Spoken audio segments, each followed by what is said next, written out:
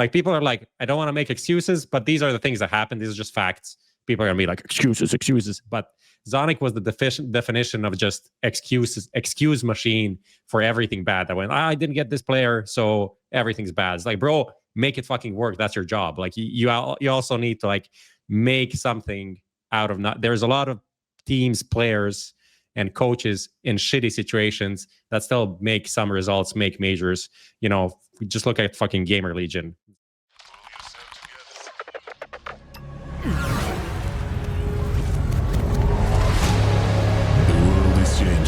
Quickly. To clear. Shoot it.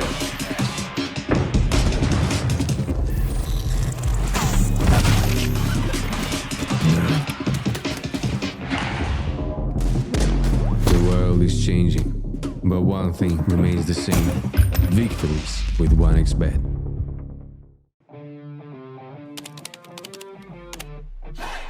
Sell in-game items at the best prices in just a couple of clicks. We are the biggest instant sell service for in-game items like Counter-Strike 2, Dota 2, and Rust. Easy selling process and instant withdrawal of funds to the most popular payment methods. More than 140,000 deals and 50,000 active sellers every month. Use promo code HLTV5 and get a 5% bonus on the sale of your skins. Skin Place. Sell items now. It was more than a game. It was everything. Every single emotion on display. Not a moment missed. This was CSGO through the lens.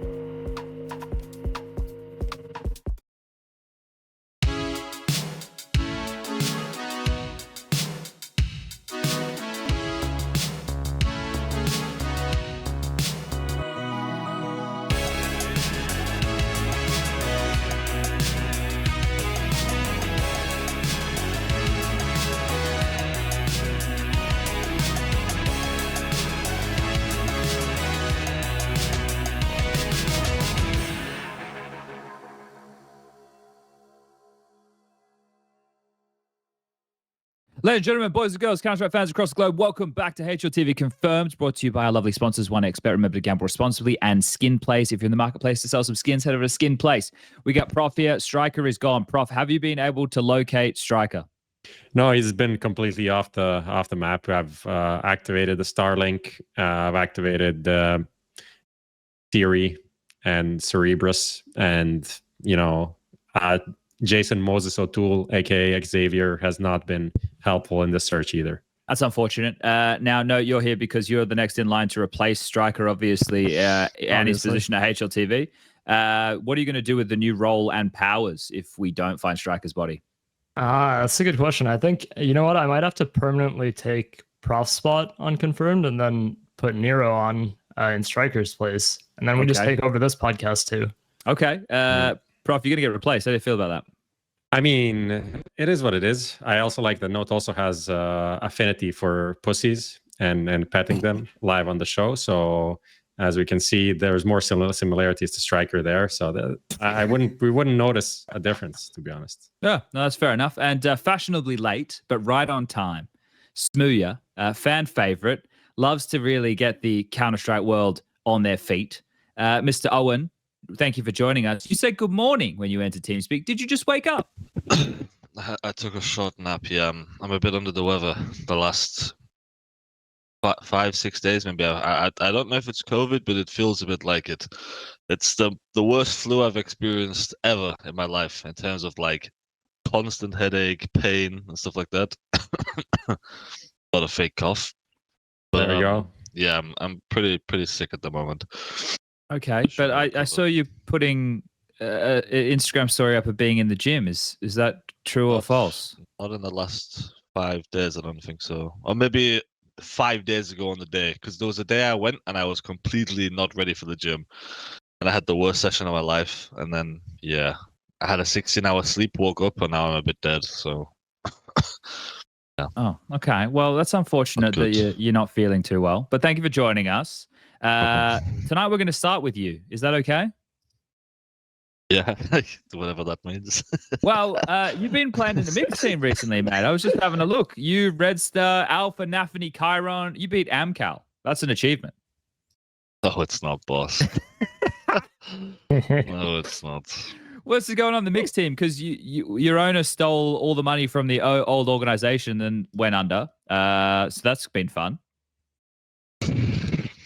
Yeah, it was amazing. It was. I'm not even on the contract anymore, but I'm sure we'll get some good stuff later. But yeah, it was kind of bullshit, to be honest. I'm not actually up to date fully on the whole story, except like the headline. Essentially, I think I was like vacationing when this broke out. Can someone give me like the TLDR of this amazing situation that happened with Into the Breach? Note, maybe you do. Basically, allegedly the CEO embezzled like $500,000 to $700,000 of the organization's money. It was over a million. It was like 1.1 million. Though. Yes, the numbers have been changing based on like some smooya's tweets said something. 1.1 million. That's the number. It's like 1.08, like 1 million pounds or US dollars. I think it's pounds. I want to say. Well, pounds total. More. Yeah. There's a lot of stuff that I'll get sued if I say most of it on stream because he's fighting all of his cases everywhere. Like that guy's not going down on a fight, but yeah, his name's Sam Cook for a reason, so he's fucking cooked, boss. That guy. Didn't he come out and say like I'm a drunk? Yeah, wasn't that essentially the organization came out and made this statement where they said that an internal investigation basically found that money had been embezzled by some individual in the organization, and they didn't name it. And then they basically said that the amount of money that was embezzled would make them go under because they didn't really have any financial backing after that. And that he came out Sam Cook came out independently and made his own statement saying that sorry, I made some poor decisions. I feel like I've been living like I'm two people, one who's trying to do the best for everyone and one who's like completely self-destructive. And then let me tell you something right now. Okay, I'm just like putting this together because it's funny. There is a guy called Sam Cook with an E at the end. We used to work at like Esports Insider, which is not this guy. This is Sam Cook with the CEO, like a cook in the kitchen. Let's call him Sam Crook. That's what we call him. Sam Crook. But this is the guy that used to go to all of it. Like I've seen this guy a bunch of times. Walking around, calling every org shit, telling everyone's, all these org owners are nasty people. I mean, listen, I like a drink. Prof and SPUNJ can probably say this. I've had a drink or two. Few clips online of me getting fucking Batista bombed out of clubs. I enjoy a drink. But if I say I'm going to be here at fucking 8 o'clock, maybe I'm there at 8:05. But I ain't scamming nobody. I don't think drinks make you scam people. I think there's free people that tell the truth. Drunk people, angry people, and kids. There's the free people in life that tell the truth. So if you're drunk and scamming people, you probably would have done it sober. That's the reality of it. I think it just enhances who you are, and maybe sometimes you make some little crazy decisions, but it would have happened regardless. That guy was on smoke. Holy fuck. But Did you get paid at least? Look at me. Do I look like I've been paid right now? I can't even afford a fucking beard trim. Look at me. Maybe 2 more weeks and I'm on the streets. I'm fucking cooked, man. I'm cooked. I'm cooked. I haven't streamed in 20 days. I've got COVID. Life's terrible right now, I'll be honest, but I'm just trying to smile through the pain. You know what I'm saying? And worst of all, your IGL is Nafany. And I'm losing to fucking OG. Worst of it all. Fucking lock it in, man. Lock it the fucking. Jokes aside, goodness. I mean, honestly, not a bad run. Afro is on one. Afro is playing for that fucking contract. He's gonna get it. He's gonna get that contract, right? He's gonna get it, and then fucking Afro will do an Afro. Ugh. Oh dear. Afro felt really good. I don't know. And he's a really nice guy. I like him a lot, so I do wish him the best. I received an email in my inbox yesterday, 12 hours ago, actually this morning when I woke up. And it's a bloke saying that he's trying to build like a UK roster. Like, no, he's actually not trying to make it. It's hypothetical. And he says to me, this roster is really entirely UK based. And I've made up what I think to be a decent core possessing players that with some positions shifted can become viable in tournaments. So these are the names he's listed. Now, you know it's hypothetical when I get to the second name on the list. He said Thomas, Mezzy, Cypher, smooya. Who would be your fifth, smooya?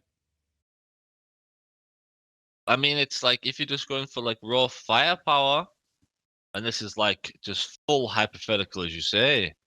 I mean, if Volt could just put on a Union Jack on his shirt again, that would be nice. Just throw away the Romanian flag, just for like, give it 6 months, see how it goes. If he doesn't like it, he can go back to Romania. He would be ideal. If not, maybe a Zulu just for like raw ability. I think maybe I'm forgetting someone, but I think Kazu has like the highest ceiling, but I don't think he's like the most professional player and the most. That's rich coming from me, but I know I hold myself to standards of improving individually, and taking the game seriously. I don't think he has that yet. I think he'll get it. Apparently, he's rumored to join Saw, which is a bit fucking nuts, but I would say him probably. Okay, because you've lost endpoint over there. Your old boy Sam Crook 07 in the chat. Ran the org into the beach, and now you find yourself everything's falling apart. So, what's going on with the UK, mate? Can anyone save it? Bro, listen, I'm gonna keep it a buck 150 with you, SPUNJ, because I like you a lot. I have fucking 18 hours in CS in the past fucking 2 weeks, and I've got 500 hours in World of Warcraft. I have got a fucking Scooby-Doo. What's going on? I just hit 3K Rio.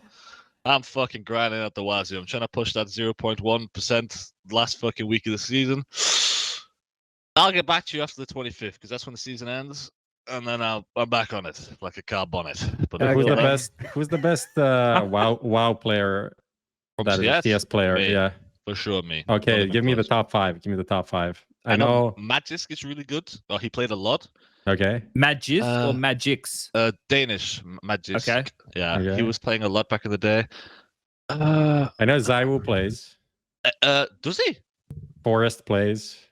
Oh, no, these guys. When I say good, like there's good, and then there's like PvP good. Yeah. PvP Okay. like let's play this player. I think MPK plays. He looks like he plays. No. Yeah, me and him are the same beard right now. It's fucking shambolic. I'll just. That's the only 5 that I know play.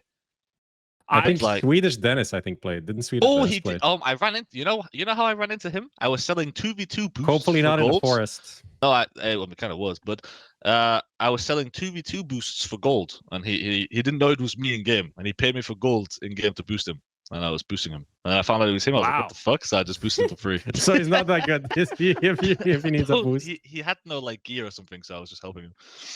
The best World of Warcraft player I know is Yaman. Oh, I said his name wrong there, but Yam, the guy I used to play with, and he's really good. The Australian guy. Yeah. He lives in Poland. He works building the mod, like the plugins or whatever that you guys have on the screen in World of Warcraft. He works for one of those companies. Thing. That's sick. Yeah, he works for one of those companies. Like he's really good at WoW. I mean, I played in Shadowlands, and I was the 2nd best druid in the world. I actually played a pro match, which is kind of funny. My friend DC'd, so I played, won a little best of 3. Thought about switching. And I was in the top 80 on the ladder, or something like that, in the world, while I was playing for Fnatic at the same time. Probably why I got no team now. Look it. But I think out of CS players, I'm like probably top 3 WoW players. I would say top 1 because I don't know anyone else that's high. Maybe Yam, as you say, I'm not familiar, but I played a lot of WoW, man. I played since I was 5 years old, for fuck's sake. So it's not that impressive. I've got more hours in WoW 21 now, CS. so yeah. It's I just turned 21 last year. Yeah. Okay, so we know how well UK CS is going. The fact that we've spent most of this time talking about World of Warcraft. So it's good. Yeah. You could go play for FlyQuest. They're having a pretty good time at the moment. Well, they got that fucking beast running it up over there, right? What's that guy called again? Regali. You go Rifle, mate. They need something over there. There needs to be a change. And I think you could light the fire under their ass. Someone might need to shake them up and say, listen, boys, what the fuck are we doing? Bro, CS you already players played with like Australians. Nothing new. Yeah, but they also didn't like. Oh, wow. Marvelous. Speaking of Australians that like World of Warcraft, you should speak to AZR. Oh, yeah, Aaron. That guy claimed to be jet lagged, but played WoW 12 hours a day in a hotel room. That guy. I fucking love that guy so much, man. Holy shit. I feel like you guys are getting to the bottom of something because maybe FlyQuest just spends more time playing WoW than CS right now. Could be the problem. It's Leos. It's still FlyQuest. Leos is still there, yeah. I would play that. That guy's funny as fuck. He is so funny, man. I don't know. I've been thinking about becoming an IGL, which sounds a bit crazy, but with Acadian Arc, in-game leading and AWPing? It would be hard because I don't think you can do. It would make no sense to do both. Like it would take you for me a bit of time to become proper good at IGLing, but I don't think I could do the whole, okay, guys, I brought this 10 new strats. Oh my god, like I would need a coach and like a system to like if someone put a piece of paper in front of me saying you've got these rounds, all your players know these grenades, these strats, go win me a game, I could win you a game. But I'm not the kind of person to go and find you the 10 solutions, you know? And that's just me being honest. But figuring out like how to adapt in game, okay, condition an enemy, yada yada yada, I'm pretty confident in that stuff. But this is very hypothetical, yeah. The in-game leader arc of smooya to begin. So here's what I'm going to take away from this conversation. The best thing about British Counter-Strike at the moment is Ash. Ash is fucking goated, man. He's really good. Really, really, really nice guy as well. He's got all of it. He's got the gift of the gab, I think we call it in England. That's it, yeah. He speaks really well, looks really well, plays really well, spells really well. Nice guy. Okay. Nice guy. Okay. All right. Well, I'm going to throw this over to you now, Prof. Let's get into what are the odds. You've set the topics this week. So what are we getting into for what are the odds? We have a great question, especially after how this topic so far has been going. The question for today is, what are the odds smooya is signed by an organization before the major? Before the major ends. Before the major ends. Play World of Warcraft. I don't know what that game is. I've been grinding CS. I got 2 girls for 2 weeks, and I'm ready for a challenge. So, what are we calling an organization here? Something Prof? that is salaried. So not like the witches. No. I was salaried there. I paid myself. Can be. I love smooya. So that needs to be someone that's paying someone that's paying it. What is that name? I get invited. Hey, bro, you want to play qualified tomorrow? Yeah, sure. I join the page. We love you, Smooth. It's a picture of me sat at HLTV Confirmed. Are you fucking kidding me or what? You fucking kidding me? Everyone's writing me. You fucking love yourself. Why do you have a picture of yourself? I'm like, bro, what the fuck? I think with this, Smooya, you should go last. I'm not sure if you're familiar with this, but what we do is we set odds, right? So what are the odds Smooya is signed by an organization before the major ends? So we put a percentage on this. This is presented by 1xBet, one of the sponsors of the show. No, do you want to go first? You've heard Smooya saying what he has to say. He's sick. He's playing World of Warcraft. The UK CS is dead. He's going to in-game lead. How confident are you feeling? What a variable. Give this a solid 8%. Oh, that's high. That's high. That's way higher than I'm going. Bloody hell. Okay. Bro, I need to give him, maybe I'm not going to be realistic, but I need to he found time to come on. I'm going to give it 21%. Okay. What you do so for me? Now, look, he orbs, he in-game leads. He's a native English speaker, so he can play on an international team. That's an easy thing for him to be able to achieve. Smooya, are you willing to leave the UK? Bro, I'm waiting till this place is fucking dog shit, man. This country is cooked. Somebody save me, please. Oh my god. Would you even go to Trump land? I would go.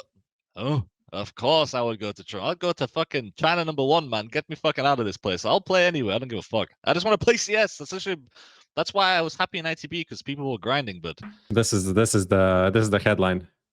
Dust2.China is posting this right now. I'm down. I'll as long if the team's not completely fucking dog shit and has a chance to make the major wherever they're playing, I will play anywhere. I mean, FaZe went to China. Look at him now. That's true. That is the goat. That is true. So based off of this, so before the major though, Prof, that's so soon. When is the major? Can we just? There's 32 teams. So the end of June. He would join a team that's gonna, be playing for the next major, not gonna take part in this major, obviously. 8%. Wait, that long. Smooya, I'm gonna give you 30%. Because that's why you're the shittest analyst, boss.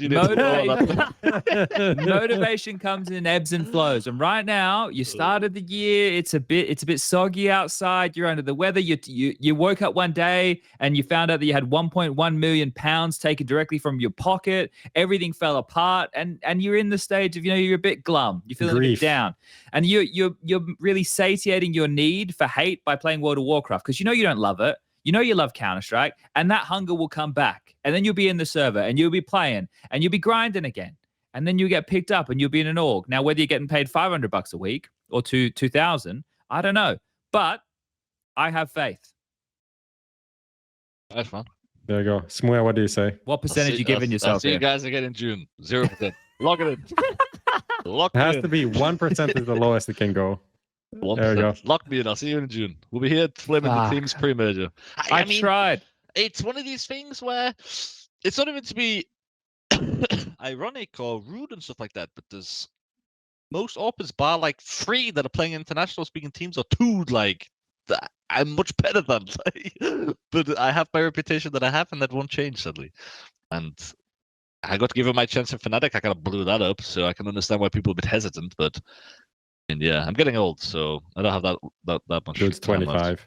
I You can't just turn tell that how rep much. around with if you keep making open qualifier runs with We Love Smooya.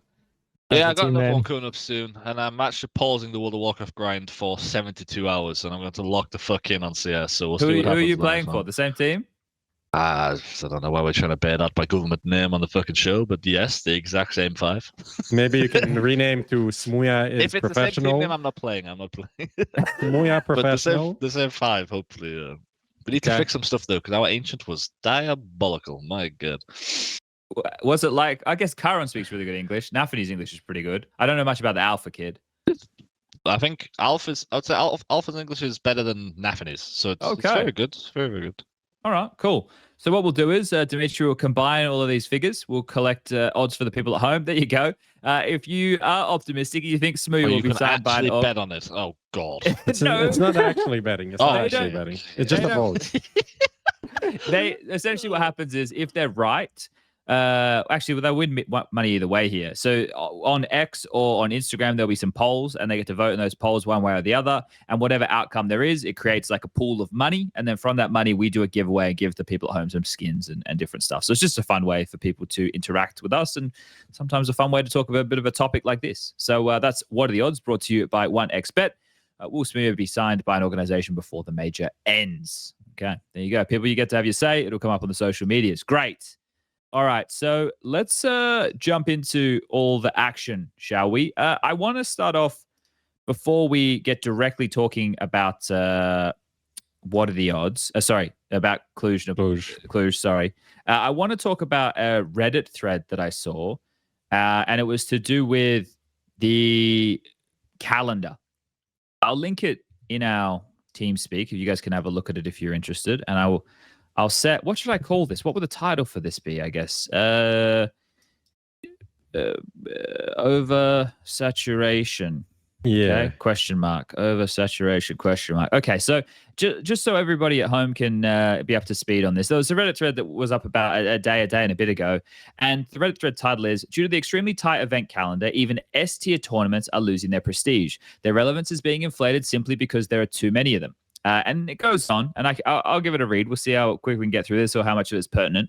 I have a feeling that apart from Katowice, Cologne, and the majors, every other event will become completely irrelevant. Just take a look at the HLTV event calendar. Until Austin, we still have PGL Cluj, currently ongoing, EPL Season 21, Blast Open Lisbon, PGL Bucharest, IEM Melbourne, Blast Rivals Mexico, PGL Astana, IEM Dallas. And these are just the S-tier events. That's not even counting Yalla, Alyssa, smaller cups, and the countless qualifiers. The longest break between two events is 1 week. With a schedule this packed, teams don't even have time to rest, let alone properly prepare for tournaments. They either grind through the constant travel and burnout or simply skip events entirely. We're already seeing top teams choosing to sit out certain tournaments, which further reduces the competitiveness and prestige of these events. Just look at the ongoing PGL Cluj-Napoca. It feels like a glorified practice cup for tier 1.5 teams. None of the true title contenders, Spirit, Navi, Vitality, are even here. Also, does anyone even remember who won Blast Bounty? It happened just 3 weeks ago, yet it already feels like a blur, especially since it was just a studio event. I know I should be grateful to be able to watch CS constantly, but I already finding myself simply not being interested. So that sentiment was one that was 531 upvotes and a whole bunch of comments in there. No, what do you make when you read this from Mark1337N1? What's your take on his opinion? I did read this yesterday, and my first thought after reading it was this person might need to check if they have any memory issues, because forgetting who won Blast Bounty 3 weeks ago is a little concerning, for one. It was Spirit, by the way. Oh, But secondly, I don't know. I feel like when you put it this way, it makes it sound like a lot, but really you're not going to have all those, like, you're not going to have all the same teams attending all of these tournaments. And if anything, we had such a set calendar of events for so long that we saw most of the top teams competing at most big events. Now we're actually getting some variety. We have we actually go further down the rankings and have teams rejecting invites. So it's up to the teams if they actually want to keep going to every single event on the calendar. And then you have the opportunity when you say, for example, like the top 6 teams decline an event, then you have the likes of like Mongols and FaZe in the conversation to win Cluj now. I mean, FaZe, regardless, could always be there, but you actually have more of a narrative, more of a conversation where these other teams are actually able to come up and have a chance to win a trophy. Also, if you go back to like 2016, 2017, our calendar was already pretty saturated. And even then, you still had the teams traveling from event to event to event and causing burnout within the players. I think that won't happen as much now. So having more events to watch just is generally more exciting.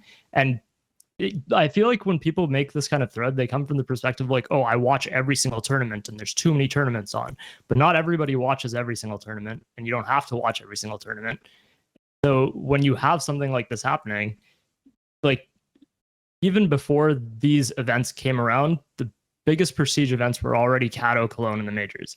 So you already had some people only watching those. It is kind of like those standout events on the calendar. So now you just have more sample size. You have more dynamic teams around events, and it's not really a bad thing in my opinion. I tend to agree with a lot of what you said there. smooya, as someone who we can get to take the player stance, and understandably you're not competing at those events at the moment, but when you look at this from someone who could be, right, and now you look at the VRS in terms of one or two ways. If you're not high enough in the rankings, you need to grind for the ranking points, so playing everything that opens and shuts. Or if you are a team who's high enough in the rankings, you get to pick and choose your events. What do you think of the new lay of the land? Because before it was pretty restrictive, right? When you were part of other teams that weren't a partner team, it meant that you couldn't play a lot of tournaments, or you didn't have easy, I don't want to call it easy access, let's call it direct access. Yeah, it was definitely easier. There's just so many positives and negatives depending on like who you are, and it's one of these things where you can't please everyone. Everyone wanted this VRS kind of system for a while. We introduced it. Now it's the worst thing since sliced bread. The thing with burnout that I like slightly disagree with, as you said, like 2016, 17, like CS is just different now. Back then, players would literally just rock up to the event, no prac room, not give a fuck, just like it was like a holiday. Travel there with the boys, play an event. Now you have like the level of prep you have for an event and stuff like that, like it can cook you out very quickly, like very, very quickly.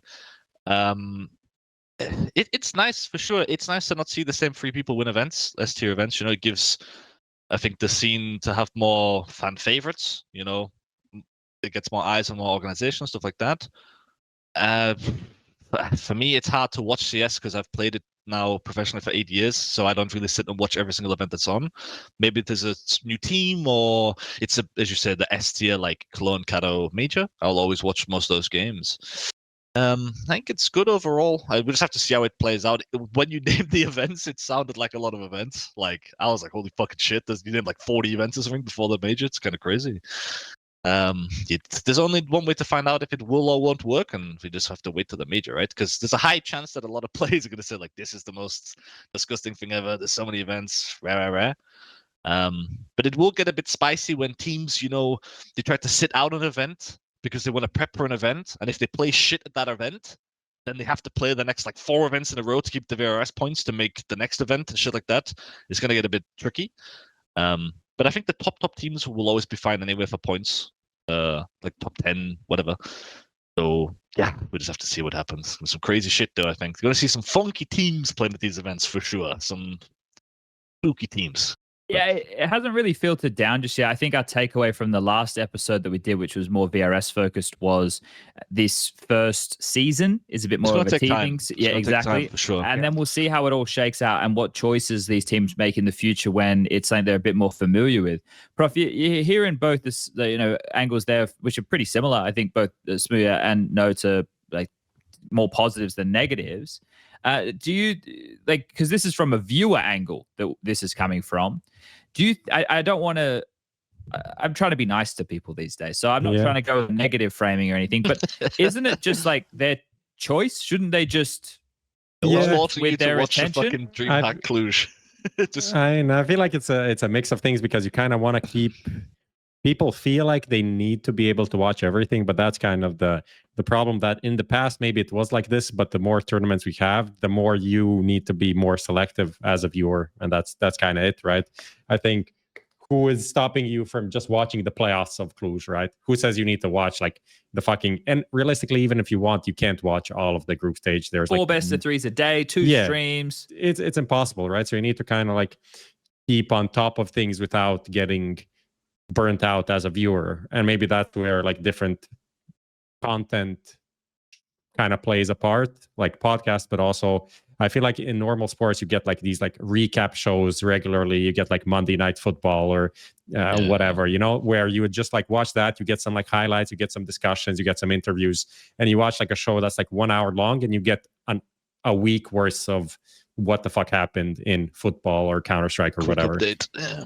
So, but maybe that's something that's going to come across over time now that we have this kind of a schedule, because it is getting kind of crazy, and it's impossible to actually be on top of every story that is developing. Even like, I don't know, now in Cluj, there's so much going on, and a lot of it is just kind of brushed aside because it's not the best teams and the biggest teams, but it also is interesting, like complexity, for example, where they are. We're probably not going to talk about them much on this show, but they kind of it's pretty bad over there, right? Overall, I think it's just vibes of the moment, and Reddit gets upvoted, and that's kind of it. But it is different, so it will over time. We'll just learn to deal with it, I feel like, as a community. I have a question also about like this whole, you know, when the guy says like, there's way too much CS, oh my god, oh my god, oh my god. Is that like from a neutral fan who just loves Counter-Strike and watches stuff? Because like for me, if I'm going to watch, for example, if I see a football game on, unless it's like World Cup, Euro, something like that, example, right? I'm not going to watch it. Yeah, I don't care if Everton plays with fucking Fulham on a fucking Thursday night. I don't give a shit, yeah? But if you're a Fulham fan or an Everton fan, you're going to watch it. So if you're like a complexity fan or whatever, your team's playing in said event, you only have to follow 1 best of 3 a day. It's not super difficult, yeah? So it's like, what, 3 hours maybe? I don't think it's like as much CS as you think it will be if you sit and see, 2 best of 3s every day for the next 6 months. It sounds like a lot of CS, but again, your team's not playing every single day for the next 6 months, you know? But I don't know how many people watch CS just for CS and for a team or a player. I don't know the percent. I don't really ask people about it. I mean, ultimately, people watch the biggest teams. That even if they say they don't want to have, you know, a partner league, they do want to have. They want to watch Navi, FaZe, G2. Yeah, these ones I get it, but and a few more big teams. That these are the teams that bring like 70% of the viewership, and then the other teams are just like there, kind of. Just to lose. But at the same time, doesn't that solve itself? So like if, for example, like top teams are skipping some events, then you're not going to have those viewers watching those same events because they're not, the teams aren't there. But that's the question is what's going to happen. I'm so looking forward to seeing the ranking after Cluj ends, because all of the big teams have skipped except FaZe essentially. And I'm really curious how that's going to reflect. Like, even if you look at some teams like, I'm looking at the Valve ranking right now. Team number 7, Navi, 1,800 points. Falcons, 1,600. So 130 points difference. Falcons making a final. Can they overtake Navi already here? Like, obviously, none of us would say Navi is worse than Falcons. But, you know, if you're going to be skipping big tournaments, this is considering the prize pool and considering some of the opposition that is there, like, you deserve to be taken over. Like, you can't just like chill and expect you to just get all the invites. That doesn't really make any sense. So I'm very curious how that's going to play out. I think it might, like, results of this event might sway some teams for the future. Yeah, for sure. The VRS is crazy though. Like 3D Max is 11, Mongols is 3, Tunnel Fire is 5. Like, holy shit. I've never even looked at this. This is fucking. I think teams are going to realize how much weight the prize money and so crazy attending these events does. Yeah, like it's obviously complicated, right? And we've gotten into it a couple of times, but I think the results, as mentioned, the direct results when this all comes out in the wash is key. But then it returns to a couple of other points. Like if you are skipping an event like this and you're one of these names, then you have to perform well at the next event. Yeah, exactly. Right. And I don't mind that. Like I don't think there's an issue with, hey, skip certain event to make sure that you perform well at this event. You don't want to attend every event and come 5th to 8th. I'd rather like skip an event and make sure we come top 4, right? Like, or something along those lines. So I think that that's part of the game that we're going to see played in the future. But from a viewer perspective, the angle is if you're not interested, you should vote with your time. If you don't want to watch, don't watch. Then that's going to help inform us on what needs to be different, or it's good, you know. And then like the issue at the moment is these top orgs didn't attend this PGL event because, well, first of all, the calendar's stacked and they want to make sure that they're getting some bread.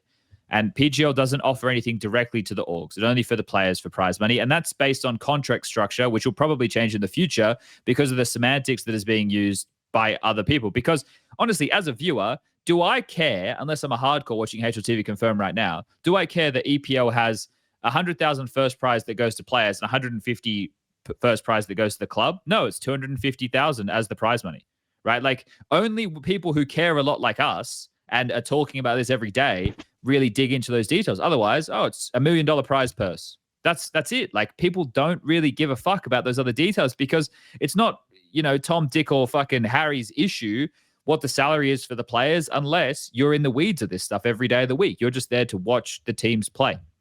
So I think with this individual's concern, Mark, who's Reddit Cake Day, I think that means when he made his account, was late December 2020.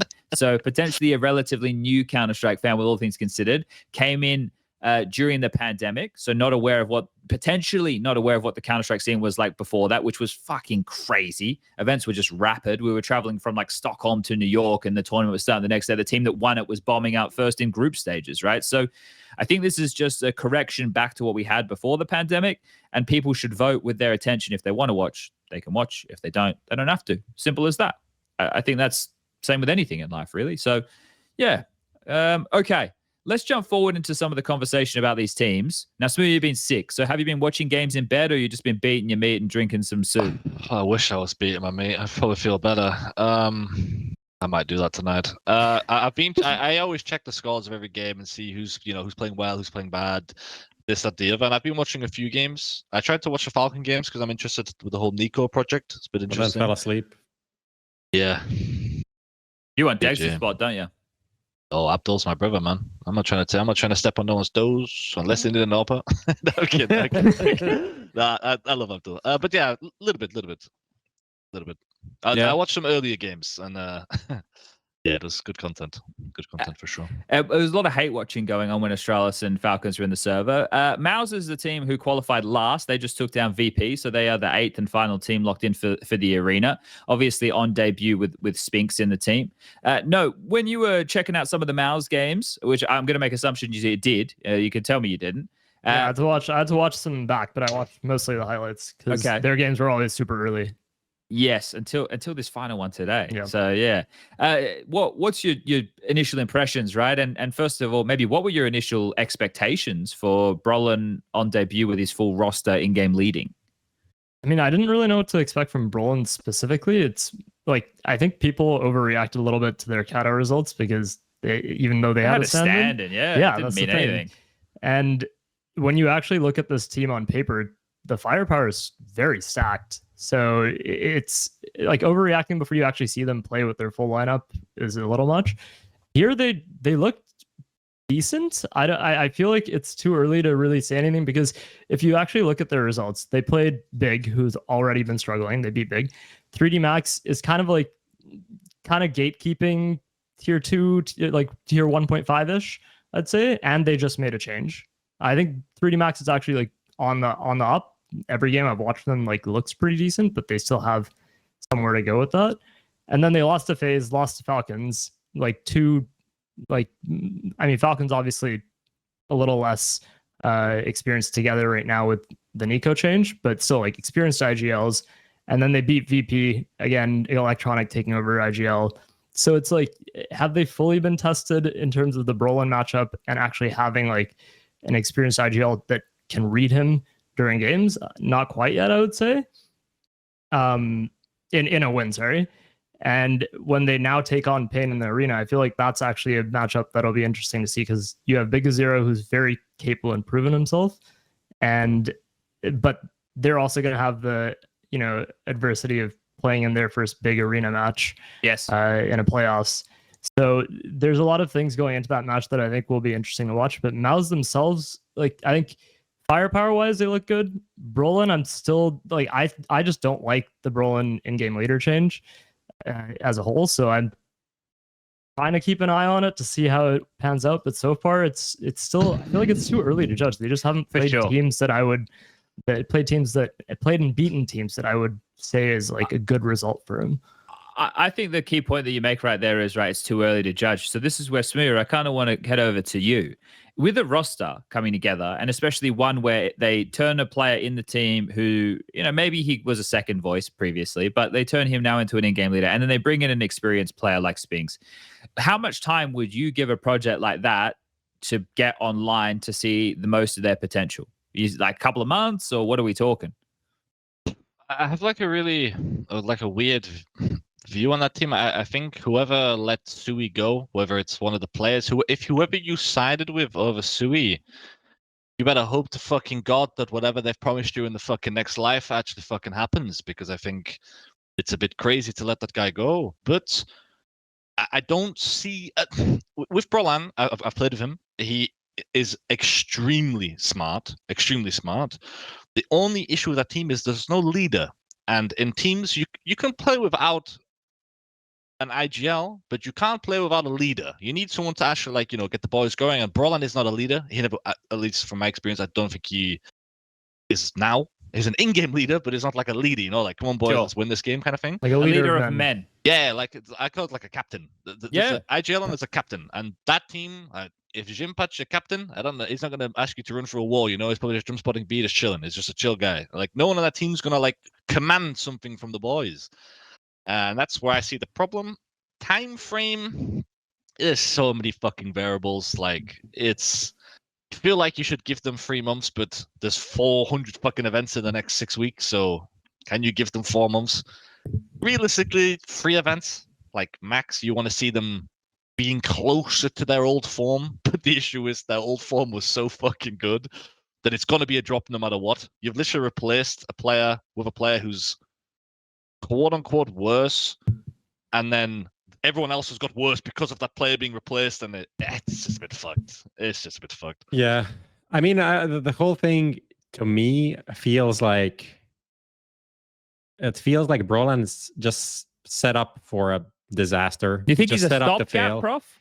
He's just set up to fail. Whether he knows that or anyone knows this, no, this shit's not permanent. Whether it's on purpose or not, this is how it feels to me, honestly. Like, it feels like, because you don't really take a player out of nowhere, make him your IGL, who has never IGL'd before and doesn't really have, as smooya described, is not like type of a player to be an IGL. Like, no, obviously can call around himself, not like he's known to be a not intelligent player, but that's not the thing that makes an IGL, right? It's more like, as you said, like the leader of men's parts. So for me, it's very much like this is a 15-20% chance that it works, but it's the best that we have right now. And potentially he's also the player that's easiest to replace on this lineup. So if he fails, we can just kick him and get an IGL, That's so like 100%. I feel like it's what I'm trying to say. I feel like it's very unfair to him that he is in this situation, because it's kind of, there's such a small chance that he actually succeeds and keeps the spot. And the reality is most likely that he's not, and it's not, he didn't ask for this in a way, unless he was the guy that's saying like, let's kick Shui and give him the IGL role, which I don't think is the case. Even when he was asked, like directly by Banks, he was like, so what exactly happened? And he is like, it was kind of a bit of both, and what does that mean? That doesn't mean anything. But, if he wanted this, we would have known. And I don't think that's how it played out, right? So that's the situation. But then on the other side, what Nohte was saying, I don't want to say this team has insane firepower, because I don't feel like they have one player that's a superstar. I think their biggest outlier in terms of as Nero would say, target rating or whatever, would be Jimpat, but he's a player that plays like the shit position. So he's overperforming in shit positions, but all the other players are like stars for their roles, or very good, very qualified. But there's not one guy that's like insane. But when you put them on a fucking Mirage, and you put like, Brolan's anchoring A, Jimpat's on B, short, Spinx, connector, exertion, Torji in connector. You're like, so where's the weak link on this? Like, where's that sounds good when you say it like that. There's nowhere we can go to get like an easy frag. But there's also, again, the issue with them was always deeper in tournaments, playoffs, not having that one guy that's going to step up when everyone else is struggling to carry them in a game that they win 13-11 and then get it into third map and then blah blah. The thing is, Torji's like their best player in the important games because Exertion has the biggest drop off, right? Yeah. If Spinx can come in clutch alongside a Jimmy in pressure games, that's not going to mitigate all the problems, but it's going to help out a little bit. But I feel like Spinx needs to become like that guy. Like, I like the fact that he's more aggressive in this team than what we saw in Vitality. I'm just curious how long that lasts. I hope it's permanent because I want to see him taking more initiative and stuff. And he's good in the clutch. We saw him winning some really important clutches for them in their run so far. But I will say this. Spinx 1 playoff at PGL Cluj, Vitality 0. So don't know what you guys are going to say in response to that, but the record speaks for itself. He's the GOAT. Yeah. So yeah, I don't know. Like we said, it's too early. It's all about the development of Brolan and alongside a Cyclone, because that's going to kind of tell us what their T side is going to be capable of. But on the CT sides, if they're all playing up to their potential, it can be very strong on all of the maps. So yeah, there you go. Yeah. As I said, nothing that we saw so far can give us like big red or green flags. It's just like, this is okay. And Let's I think see. they're making the playoffs. They're making the playoffs. Like, was for me, that was the bar. Like, if they do that, it's like, okay. Right, when you look at the field, obviously we're missing Spirit, Vitality, some of the Na'Vi, but still, they're a team who plugged and played. They brought Spinx in. The biggest change is Brolan as the in-game leader, and if they could eke across the line, which they did, essentially, they had the hardest of the matchups today against VP.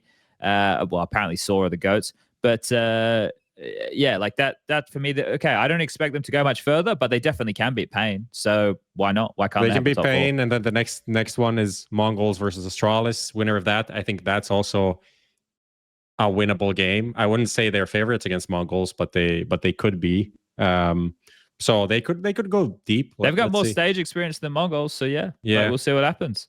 Okay, let's jump onto Falcons. Smooya, you said you're watching some of their games. Why are you interested in the project? What interests you? Because for me, the call that they picked up when they got bought out by Falcons, I believe they were number 7 on HLTV or like maybe 9 or something like that, and I couldn't believe they were ranked so high. Because when you think of Heroic before, you would never think that they would like win an event, but I didn't realize how consistent and how good they were. I do wish Shush found a better place to land, because I do think he is unbelievable, like really underrated. And when you have that, and then you add in fucking Nico, it's like, okay, hold up a second, like you're cooking something here.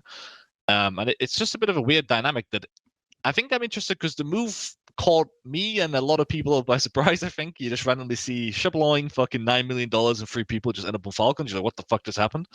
So I think it's more that than anything else. And I also just want the best for Dexter. He's a close friend of mine. So I think that's probably the biggest reason. But okay. Well, in terms of, there's a lot on the line with this roster, obviously for Nico.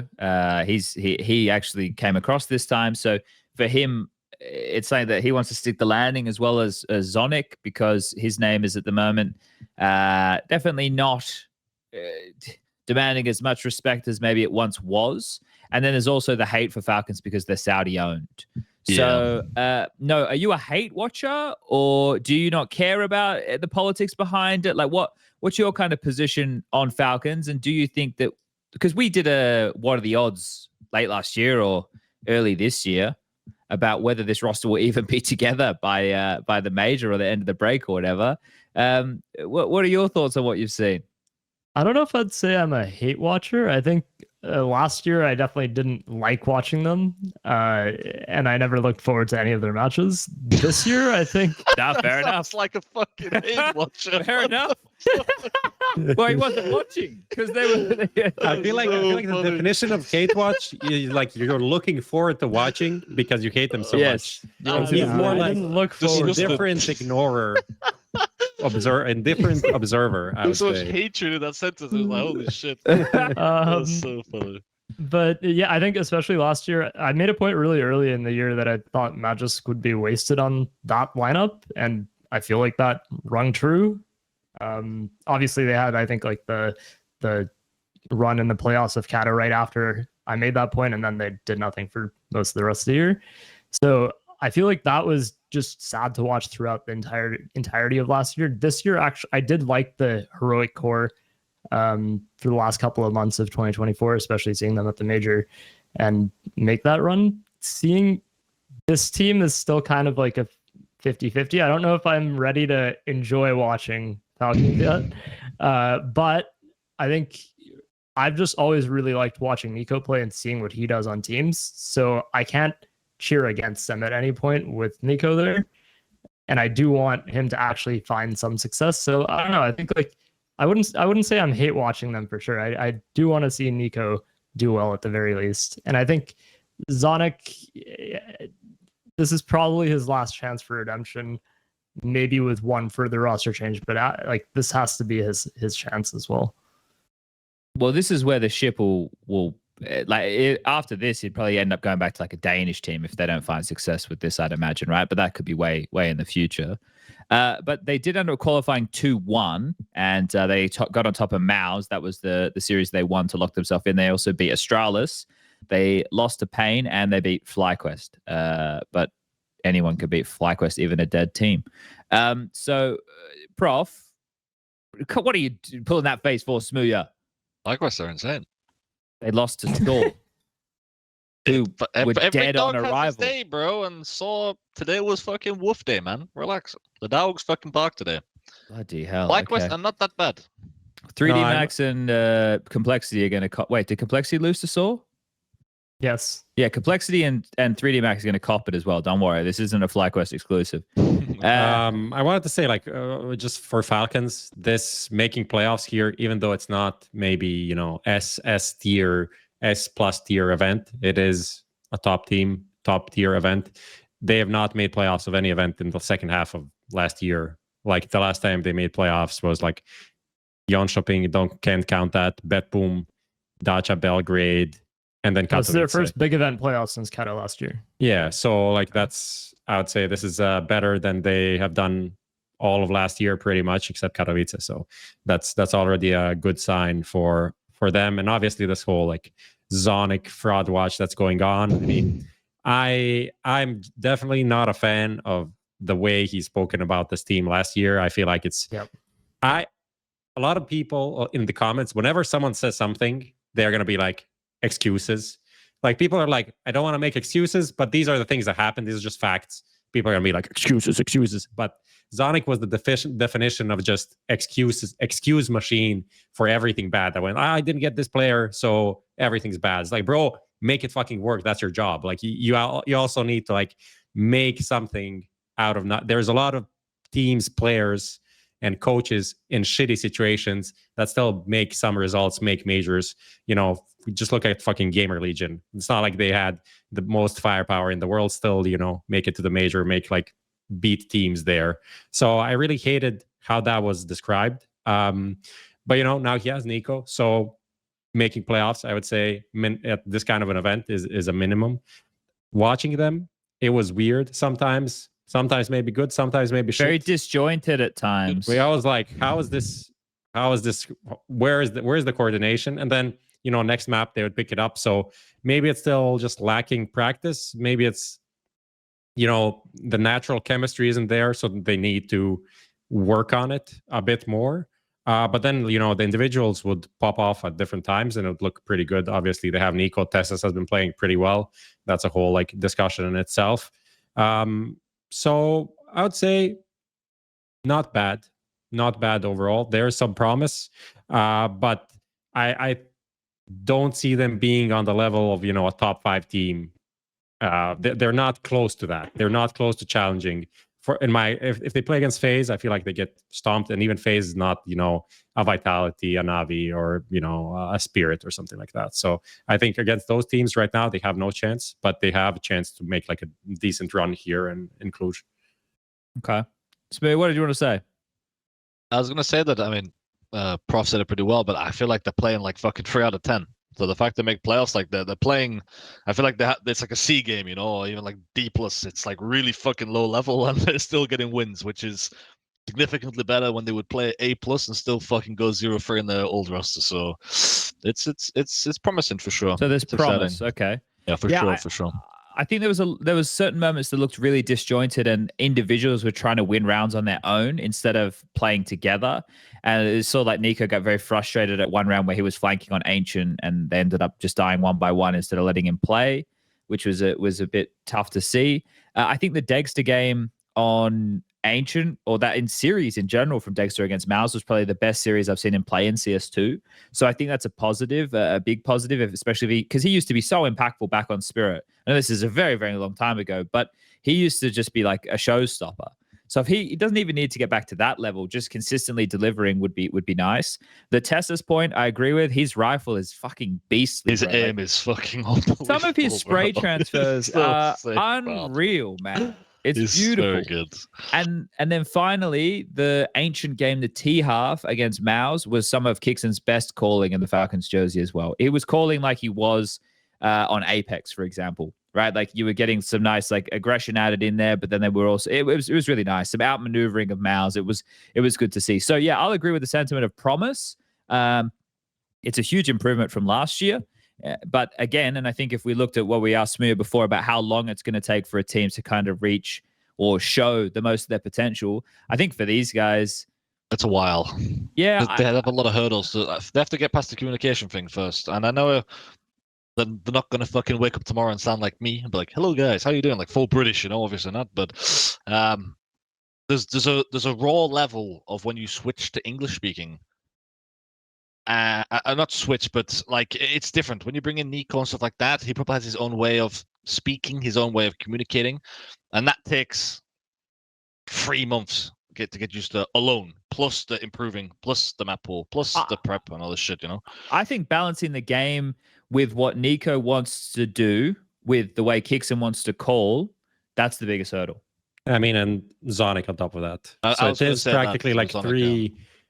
Strong voices, and on top of that you also have Dexter, who's an upper, so he needs to like call some of his shots as well. So like kind of balancing all of that together, I think it is quite a, even though you get like it's a core of these 3 players and it's just Nico on top of that, I think it's a bit more complicated. And I don't think just because they had a core it's good we should expect it to work right away. I don't think that's a reasonable expectation, to be honest. I was going to say on the Dexter point, even with the series that he had here that was really good, the one thing that stands out to me when I've watched him play, even on Heroic towards the end, was he's still getting caught out on like timings and making aggro moves that just don't work anymore.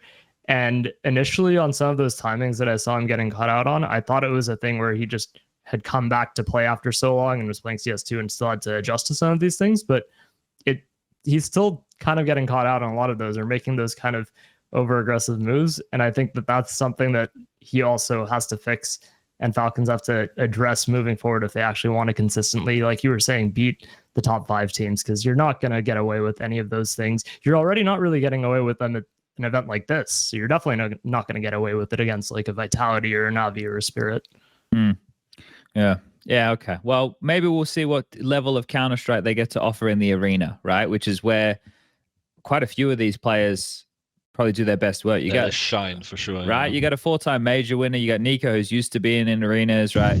So Dexter, who definitely likes the spotlight on him. So it'll be fun to see. I think Tessa's is one that we'd like to see performing better in those type of games, right? So if he can play the same as he does in some of these group stage games, that'd be great. Okay. Dimitri, I'm going to give you a long lead time right now because we're going to have to run an ad break. We're about an hour in. So if you want to run an ad break whenever you want, you can just play it over me talking. We'll have an ad break and then we'll come back and then we'll keep going with the show. The world is changing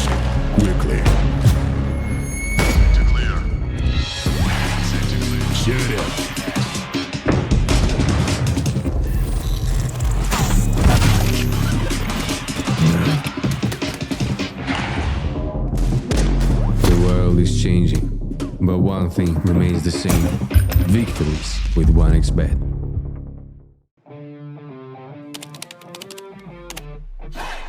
Sell in-game items at the best prices in just a couple of clicks. We are the biggest instant sell service for in-game items like Counter-Strike 2, Dota 2, and Rust. Easy selling process and instant withdrawal of funds to the most popular payment methods. More than 140,000 deals and 50,000 active sellers every month. Use promo code HLTV5 and get a 5% bonus on the sale of your skins. Skin Place. Sell items now. It was more than a game. It was everything. Every single emotion on display. Not a moment missed. This was CSGO through the lens.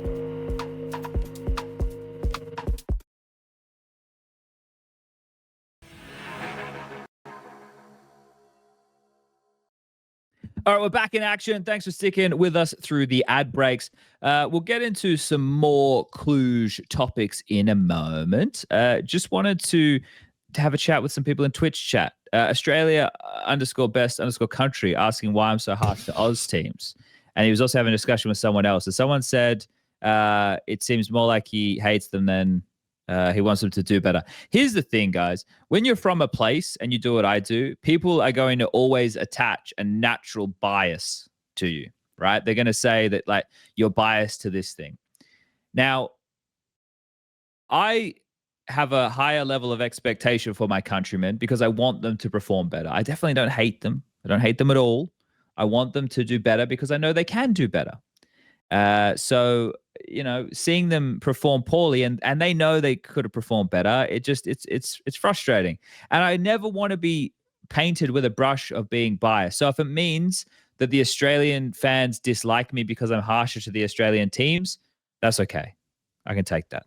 That's fine. It's why, like, when Justin's playing and he does something dumb, I'll be harsh on Justin. So, yeah. Okay. Anyway, now I got that out of the way. Let's get into the next little. See, I'm really nice to the British player, Smooth, even though I'm half British.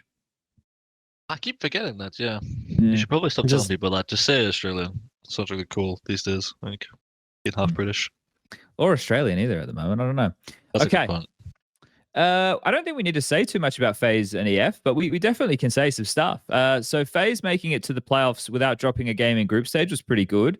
They are the only team who were meant to be part of the cabal who didn't stick to the rules of the cabal. So, Prof, are they rug pulling the rest of these old partner teams? What's going on? I don't know what's going on there. I would presume that FaZe CS usually kind of exists on its own in its own little floaty boat in the ocean, not really connected to the org that strongly as some other teams are. I mean, you see some FaZe people around, but generally it feels very hands-off. Ultimately, I mean, I actually kind of talking about on FaZe in a wider sense. There's that photo someone put, like Rob's Twists and Brokey in 3 different jerseys, and I posted that quote from Kerrigan from 2022 from an interview that I did where he said, like, these three FaZe have a future for years to come or something. They have a core that can last, whatever, something like that. Obviously, only Brokey is still in FaZe. I think that just shows how FaZe work as an org, very hands-off, because they kind of fumbled very hard with both Rops and Twist going out for free. Like, something like that has not happened to any other top org in Counter-Strike. So, yeah, that's where I am regarding FaZe. I don't know if there's any other questions. No, not really. I wanted to ask smooya what he thinks about this, because I think Launders and I share a similar opinion. What do you think about Frozen not just taking all of Rops's positions, smooya, when having Elige come into the team, and then it's up to, like, Carrigan and Rain to have to fill some of those deficiencies? What are your thoughts on that?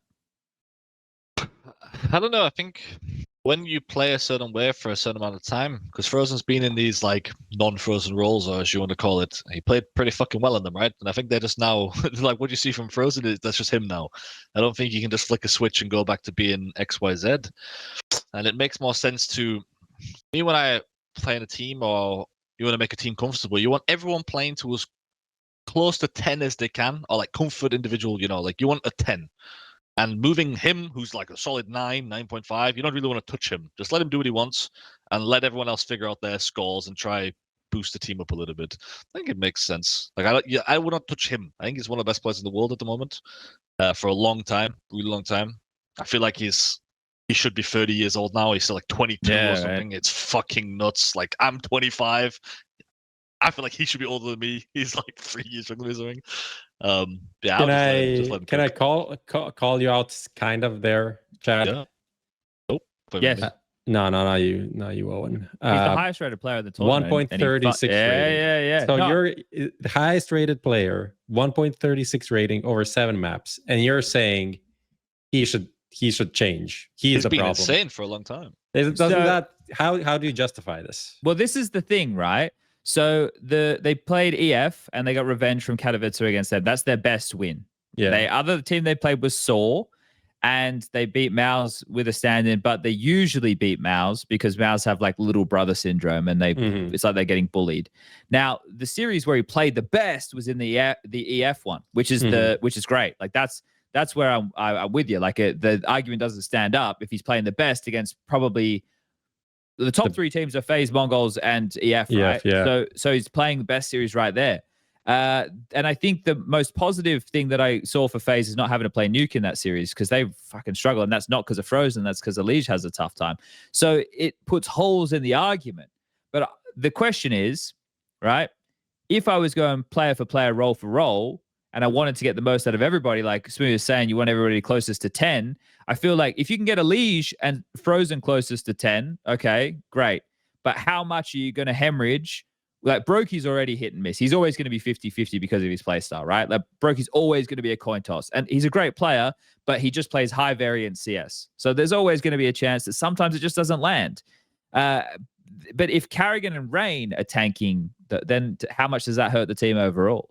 So does Frozen and Elige have to not be hard carries, but then they have to output every time? So then, I guess to ask you, Prof, if we say, okay, Frozen can play whatever position he wants, I mean, Elige can take all the other decent positions, or at least some of the other decent positions, because he definitely doesn't have all the good ones.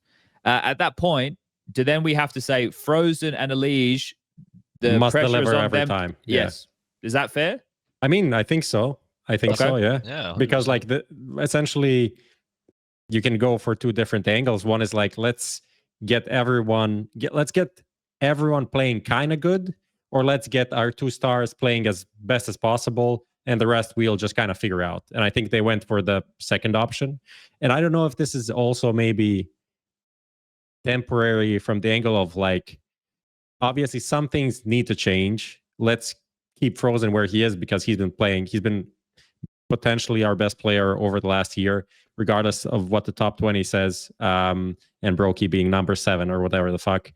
Kind of don't believe in that personally. I think he's been like very consistent, and they don't want to fuck with one thing that has been consistent. Like Brokey has had highs, but he's not even a part of this conversation anyway. As well. So then it's okay. Let's set up Elige. Let's keep Frozen. Let's like fuck with Frozen because we know what we can get from him. And then Kerrigan and Rain are gonna be like, as we already saw on Anubis, it was first Kerrigan playing A, now it's Rain playing A. So they're gonna just, try to make it work like this. But maybe in the long term, they do balance this out a bit more. But for now, this is the safest option. So there was an interview that Elige did at Blast Bounty, like the online part of Blast Bounty, and they actually asked him about the rules and how it would balance out. And honestly, like I kind of hated his answer, and I was talking to Harry about it after, and he also hated the answer because they're trying to be like kind of dynamic about it in a really weird way. And I think Kerrigan also said something similar in an interview at some point after, And so Alicia's answer, his quote was, "We're pretty much making it so anyone can do a lot of things.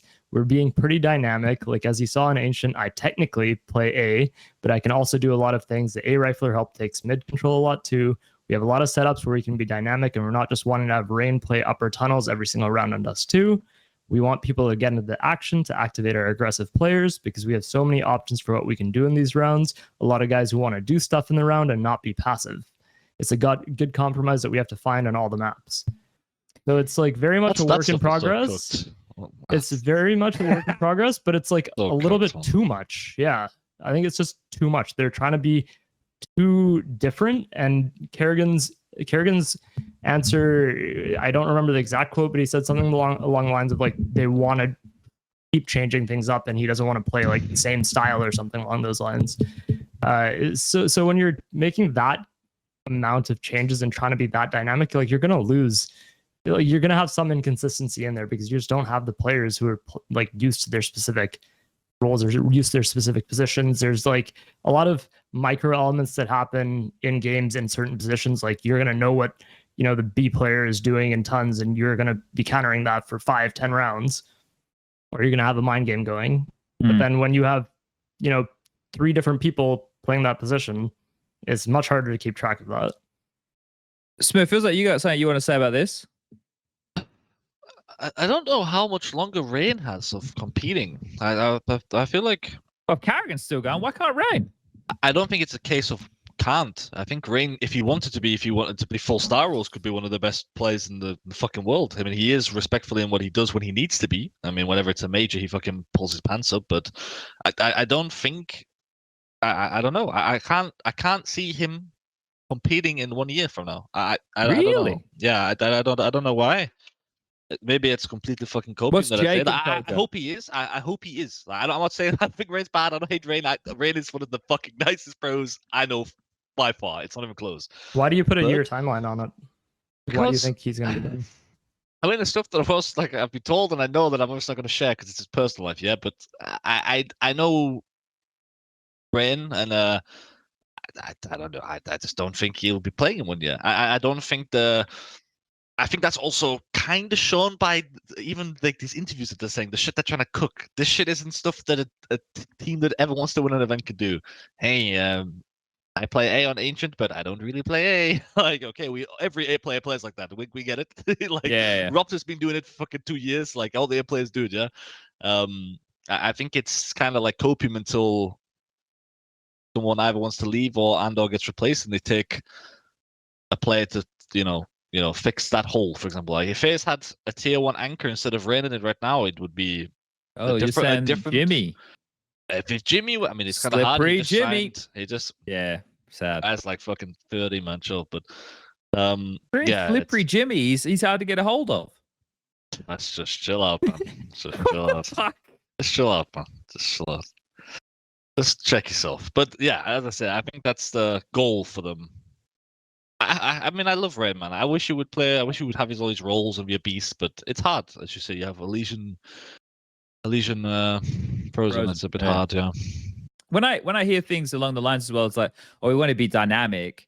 For me, that's all good and well in the honeymoon stage of a team because everyone's going to be coming up with new ideas every week. But eventually that comes to a stop. And then, you are going to be a little bit more cemented in what you do. And it's just natural for there to not be as many ideas, right? If they say, okay, like guys, every 6 months, we're just going to change up some positions. Okay, crazy. That's fucking huge. Imagine if they start doing that. They have players who are dynamic enough to do that. Sure, it might seem crazy right now, but could it work? I don't know. If you have experienced enough players who are willing to work hard enough, maybe means you're pretty hard to read. But overall, like I think the issue I have is with Rops leaving, Frozen being the best candidate in the team with the way that he approaches the game to slot into Rops' positions and be able to deliver. That in my mind would make the most sense. But it's obviously countered by this strong performance that he's had at this event. So it's going to be a work in progress. I also don't know about their map pool. Like Dust 2 is looking pretty strong for them at the moment, but I think they're still trying to work out what their map pool is. Like Alish said in another interview, like Ancient's been really strong for us, but I don't think it was working out necessarily for them. So they're so bait. These interviews are bait, man. Anyone that says that their map's really good in an interview, it's like please don't pick it next best of 3. Please, it's so bad. Please don't pick it. It's always like this, I swear. It's just fucking copium. Always, every play you see is like, hey guys, in practice we've been really good on this map. They ain't practiced for a fucking second.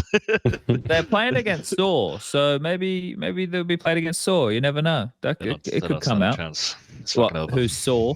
What do you mean? Hey, I'd say the names. So one of those teams doesn't stand a fucking chance in that best of 3. We'll figure out who real soon here. Okay, we've also got EF, and the only thing that I want to say to add to the EF conversation is Zentares was like one of the lowest rated players in their series against 3D Max, which was to qualify. Was he actually their lowest rated overall? He was their lowest rated player in the series. He didn't have the least kills. He was the lowest rated player, and they still managed to get through. And Nuke was where I was the most impressed I've been so far by Joda and Wakadia, and I've already been impressed by those the two of them. They stepped up with really big impact down the stretch to get them across the line. So I think Eternal Fire, the more experience they get under their belt in these stage games, which is what they choked in Katowice, what Matt just said, I think that's really good news for them because they've got their home turf of Anubis, which they can always be flexing on people who don't ban Anubis. I think it's just getting the rest of their map pool and more experience with the roster they have right now. They're a strong team. They're fun to watch. I think at the moment they're a little bit fatigued. They're not used to being on the road like this. But it's only the 3rd fucking event of the season, boys. I don't want to hear people saying they're tired. We only just started. And you can choose to skip. So make up your mind. It's up to you. I don't want to hear you tired. But actually, when you think about it, for EF. What do you mean? Are they in the top 7 or some shit? Why? Yeah, but only after Bounty. Yeah, I think they were like 15th or something beforehand. So they already why does it matter? What does it matter for? Are EF going to win a major? They're not. Whoa! So, what the fuck? That's it. What the fans in your DMs. What the sigma just happened here? What the fuck? What do you mean? What does he mean they're not going to win a major? What about Budapest? If they continue, just drop the fucking mic. What if they continue getting experience and they're going up and they're getting better and Jodo's even better than we think he is? They said their goal for this year is to win a tier 1 trophy, S-tier event. Yeah, that's the major, motherfucker. Could be the major, yeah. Probably not going to be the major. Probably not going to be the major. They want to go to as many events as possible, win a fucking Cluj-Napoca, and then when they win whatever, Melbourne or some shit like that, then they can focus on winning a major. But like realistically, why would they prioritize the major over all of these other events? True, they could farm all these events. Yes. Why would they do that? They're not that team that is realistically in the contention to win a major. I'm not saying they're not going to go to a major. Obviously, they're going to go do their best. But like if you talk about, Navi, Vitality, Spirit, these teams need to like pace themselves to peak at the major. Eternal Fire doesn't need to do that. That's not their goal. They literally said their goal is to win one tournament. That's it. If they pace themselves and they aim to peak like at IEM Dallas, that's a great way to win a tournament. That's it. Okay. Well, all Turkish fans, you can find Prof on Twitter. And Instagram now. Works, yes. Instagram now. I renamed at Professor_CS. You can find me there as well. Come to Turkey. I think the other thing with EF though is that right now they're big. Like the big thing that goes in their favor is how good they are on Anubis, but there's only so long that you can rely on like a home map like that because I mean obviously Mongols beat them already in Kato, but when you have one map that you're guaranteed to win, or when you're so consistently winning on one map, teams are going to start targeting you as well. Whether that's in veto floating like Kerrigan would do or something, or if it's when you have other teams challenging them now too, like in the series that you were just talking about against who was it? The 3D Max. The 3D Max one, yeah. Like they were so close to losing that, and it's just the fact that Jota had this insane map individually that helped them get it over the line. There's only so long that a team can sustain this kind of thing for. You've even seen the best teams fall off after having long streaks. Then you go down their map pool. Like they've played Dust 2 7 times this year. They've won 3 times. Like they start having like their drop off comes pretty quickly after that. And I don't think that you're going to be a championship winning team until you're actually able to adjust that and be good on like 2 to 3 maps at the very least, like consistently like top 3 level. And they're not quite there yet. And on what you were saying with Jota and Wakadia stepping up, I think that seeing that new game that they played was actually really like it was impressive because they were starting to lose control of that with some of the things that 3D Max were running, especially with like the way they were getting into lower. But when you have those two able to step up and you have Xantares still kind of in the middle, it's a pretty good rifling trio. My main thing for them is that Walk6 just like kind of inconsistent. He's dropped like, off a bit from last year's form. He has, but then he'll have maps where he like drops 40 and then another one where he drops 10. So it's just you need a little bit more consistent. You need more consistency from him for them to actually make it to that level as well. I thought a big issue with that series also looked like attitude with EF. It looked like they didn't want to be there. Xantares looked tilted the whole time. I was like, what the fuck is going on, boys? Like again, the season's just started. Why are you upset? It's like you're playing Counter-Strike. Like, shouldn't we be having a good time? I didn't quite get it. So, yeah. Smooya, you're an EF Glazer. Don't ever say that again. Sorry, man. But you're a fan. Yeah. No, they're really good. I think Jota is criminally underrated. I think he's fucking nuts, really nuts. And I think the team goes as far as he takes them. I think Xantares will always be there. I take that back. I think Walk6 and Jota that like as good as they play is how if they win or not, basically, you know. If they're gonna win an event, it's on them. It's not on Xantares. He's always gonna be 1-2. Midge will always have some good calls, some bad calls. Gonna happen. Wakadia will have always up and down games because the guy is fucking fearless. Like he just sends it. He doesn't give a fuck. He used to be a Vertigo 1 trick, and now I'm seeing a bit more depth out of him, which is nice. He's nuts, man. He's like in both ways. He's good and he's also fucking nuts. Like that guy will sit and solo queue face it for 40 hours straight. No comment, just no mic, just 40 hours straight. It's fucking nuts. I've never seen anything like it. But yeah, I mean, I hope they win an event. That'd be cool. Be good for. May I just address some comments from the chat? Oh dear. Just because oh no, I feel like I made my point, and I think you here in this chat understand what I said. But people are saying like, why does it matter? Oh, the quote was like, oh, so they can win a tier 1 event, but they can't win another tier 1 event, like implying essentially that Cluj-Napoca and the Austin Major is the same thing to win both. Like, what are you even trying to? Do you even listen to what you're typing? Probably not, because you're typing and you're not talking. But are you reading what you're writing? Like, doesn't even make any sense. First of all, not all top teams attend all these events, so the field is going to be lower. Secondly, not all top teams are going to attend all events. Like EF is going to attend all of the events. Like from what we know, I don't think they're skipping anything. Doesn't look like it. Which means they've been home for 3 days. Therefore, they're going to get tired over time. Therefore, by the time they get to the major, they're not going to be in peak performance. Compare that to a Navi that now skipped and has like 3 weeks off, right? They have time to reset. And no, they're not saving strats. Saving strats is not a real thing. No one's saving strats, but you're also not building new strats. And you have so much tape out there that people can prepare for you while you can't prepare for them because you're literally on a plane, flying, doing media, coming from one event to another. So essentially what I'm trying to say is they'll try to get as many chances to win one event while other teams are focusing for one event to be the major. That's what I'm trying to say. I think you should start saying the event. That's the major, because I think we're getting confused. Because when you say like when you worded it, then it sounded like, but they could win a major. But I think the event you want to win is the major, or the Cologne, the Cato. Yeah. But yeah, I don't think they're likely to win one of the events. We should have S and then S plus. I think S plus should be major, Cato, Cologne, and then ST is like these little shindigs we got going on at the moment. I mean, we use like super elite in like the top 20 articles. We use super elite for majors and Cato Cologne. Big events, okay, that makes sense. Yeah, big events is just like, for example, Cluj is a big event, but then super elite is just those 4. Really, I'm making a clip right now of a Jota 3K that happened yesterday that I think won them the game. So hold on. The ramp one, right? Yeah. I'm trying to. It's in the live post, or it's in the match post as well. I just went in there. I couldn't see it.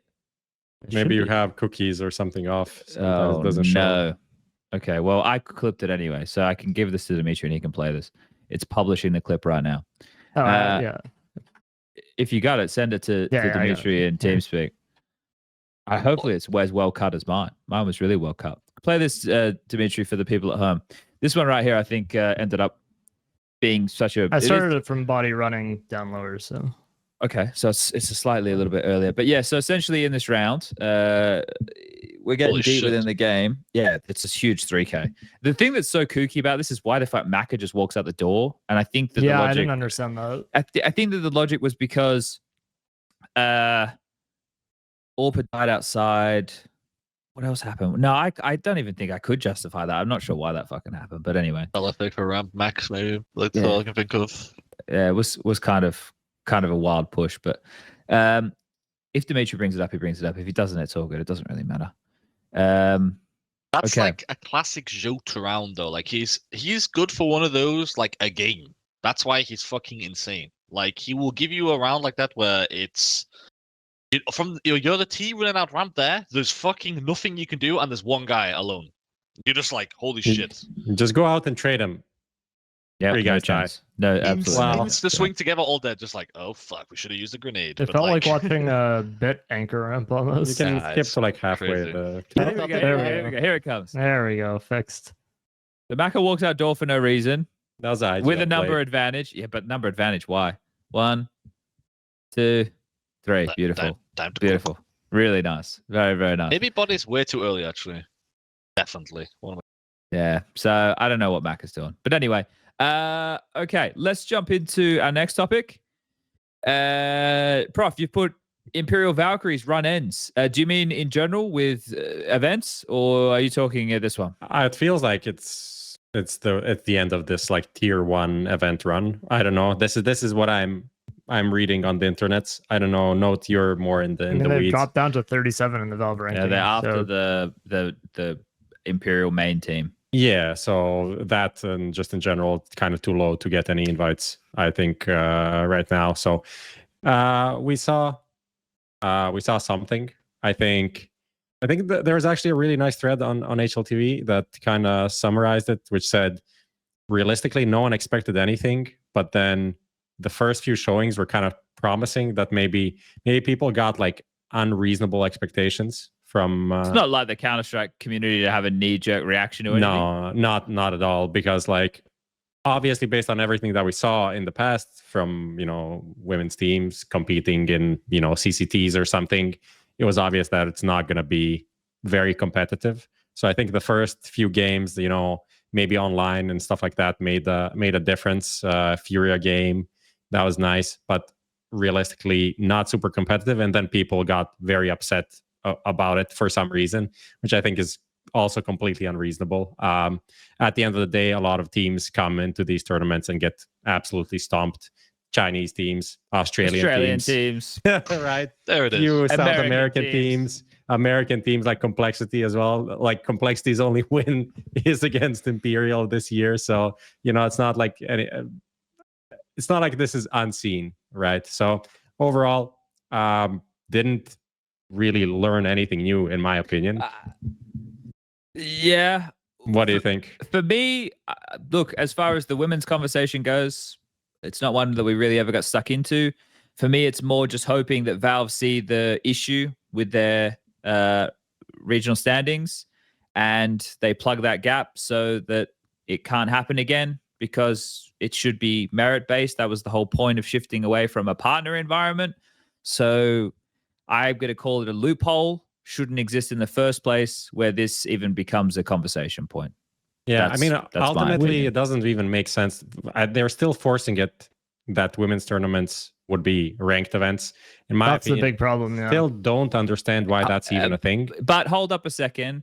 It's not just that's the problem. This rule could be exploited by... I'll give local tournaments and stuff like this. I could run $1 million LAN in Australia and just have Australian teams and have them play against each other a bunch of times on LAN to get the 10 wins or whatever the fuck it is. And then they could win a shitload of prize money that would then put them into that fucking threshold. And we could exploit the rankings, and I could have a top Australian team as high up in the rankings as like if I kept doing it over and over again. Yeah. Do it then, you fucking millionaire. What the fuck? Well, I don't help your scene. Yeah, you do. Shut the fuck up. Shut the fuck up. I'm not pocket watching. Yeah, the fuck you do. Stop fucking lying in front of everyone's fucking face. My God, I don't have a million watts. A million fucking what, gold bars, dickhead. Dickhead. Oh dear! I never took any of the gamba money for streaming, smooya. I fucked up. That's why I'm here. Look at this beard. Can we look at this fucking beard for a second? I haven't streamed in 20 days. Bro, so Richie has an unpacked fucking table behind him. That's how Richie is.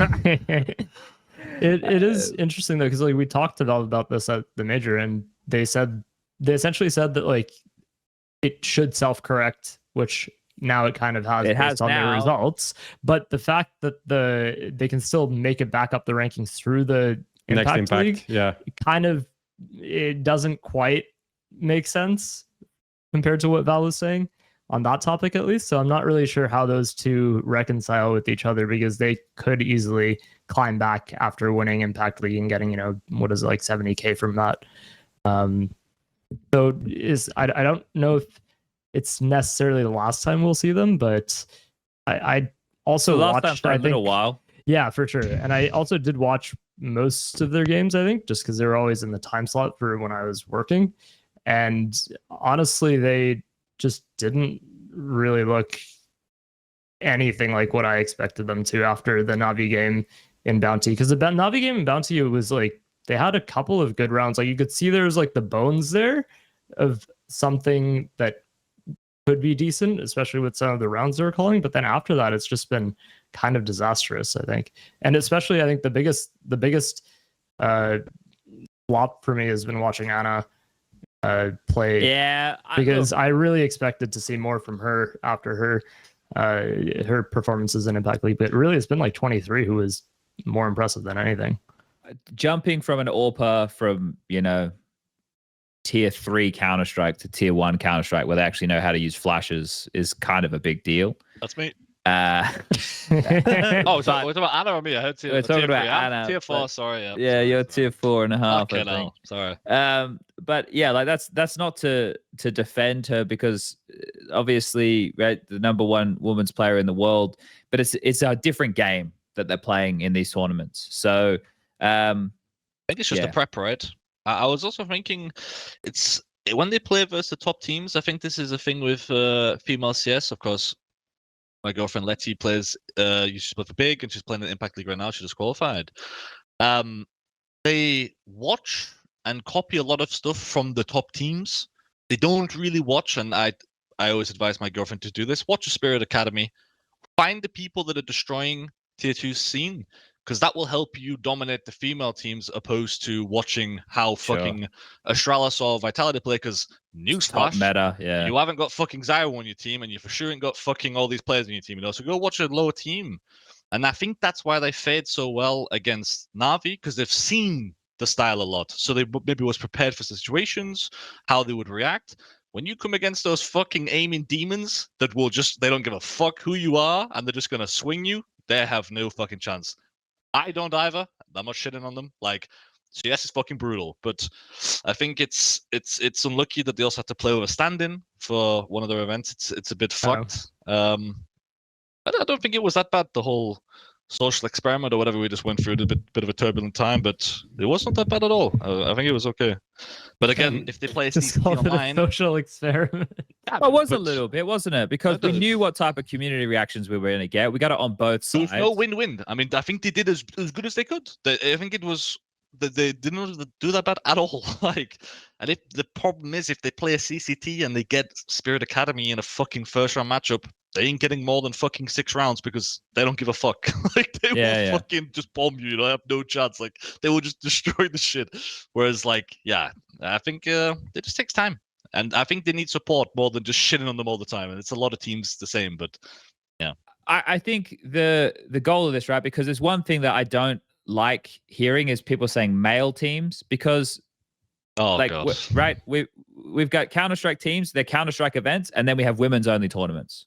Right, we don't have male-only tournaments. That doesn't exist. Nope. So, right, one day, right, and the way that it will not be, at least in my opinion, it will not be by having a full women's team be able to compete against in the circuit. It'll be women integrating into Counter-Strike teams and then competing with them. That is at least my vision of what will happen.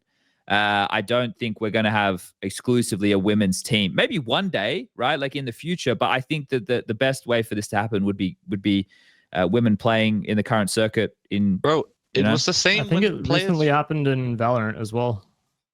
Like, yeah, I'm not sure what the player is, but someone joined like a top team after playing in the game changer scene or something. So I don't keep up with that scene.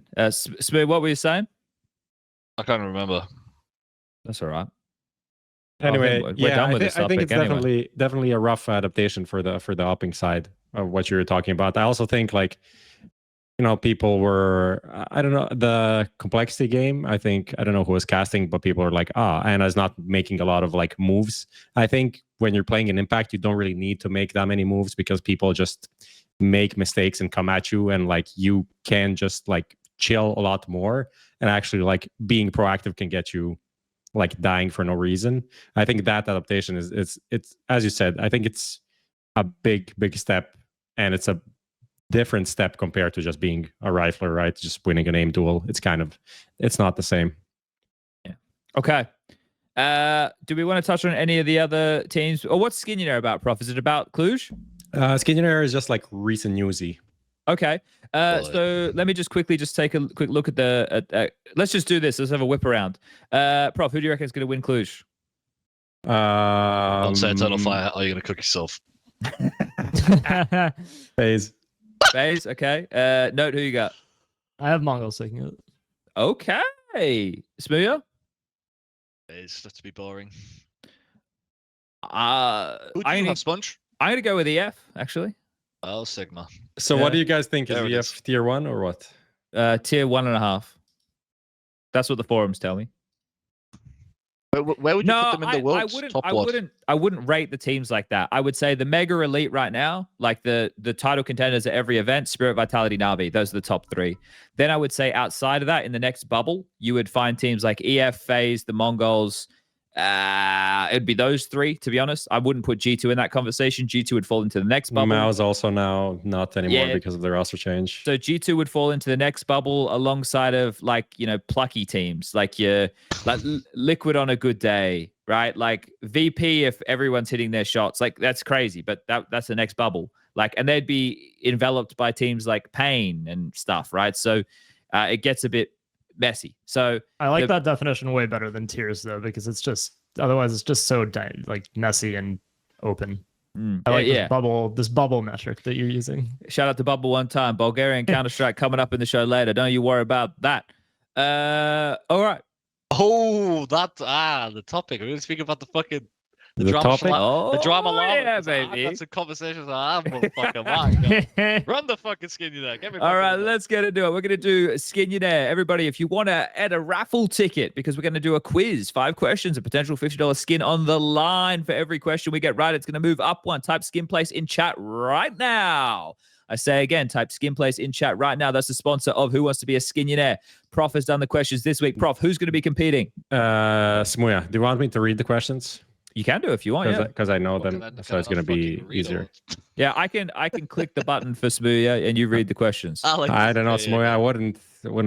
Not going to assume anything. Okay. Now, what? Smooya, before we start, you can either use Nohte as your lifeline or me, but you have to pick which one you're going to use now. Nohte.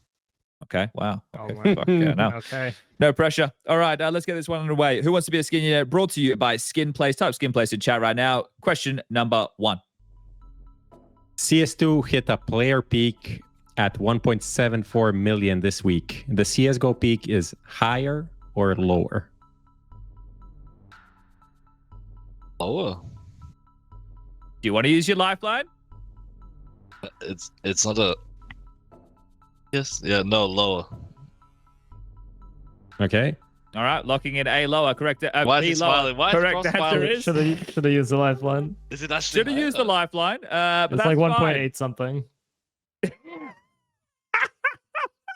Why is that funny when you just set the hole in the mic? What are you? Bunch, can we lock in, please? Lock it in. Next question, please.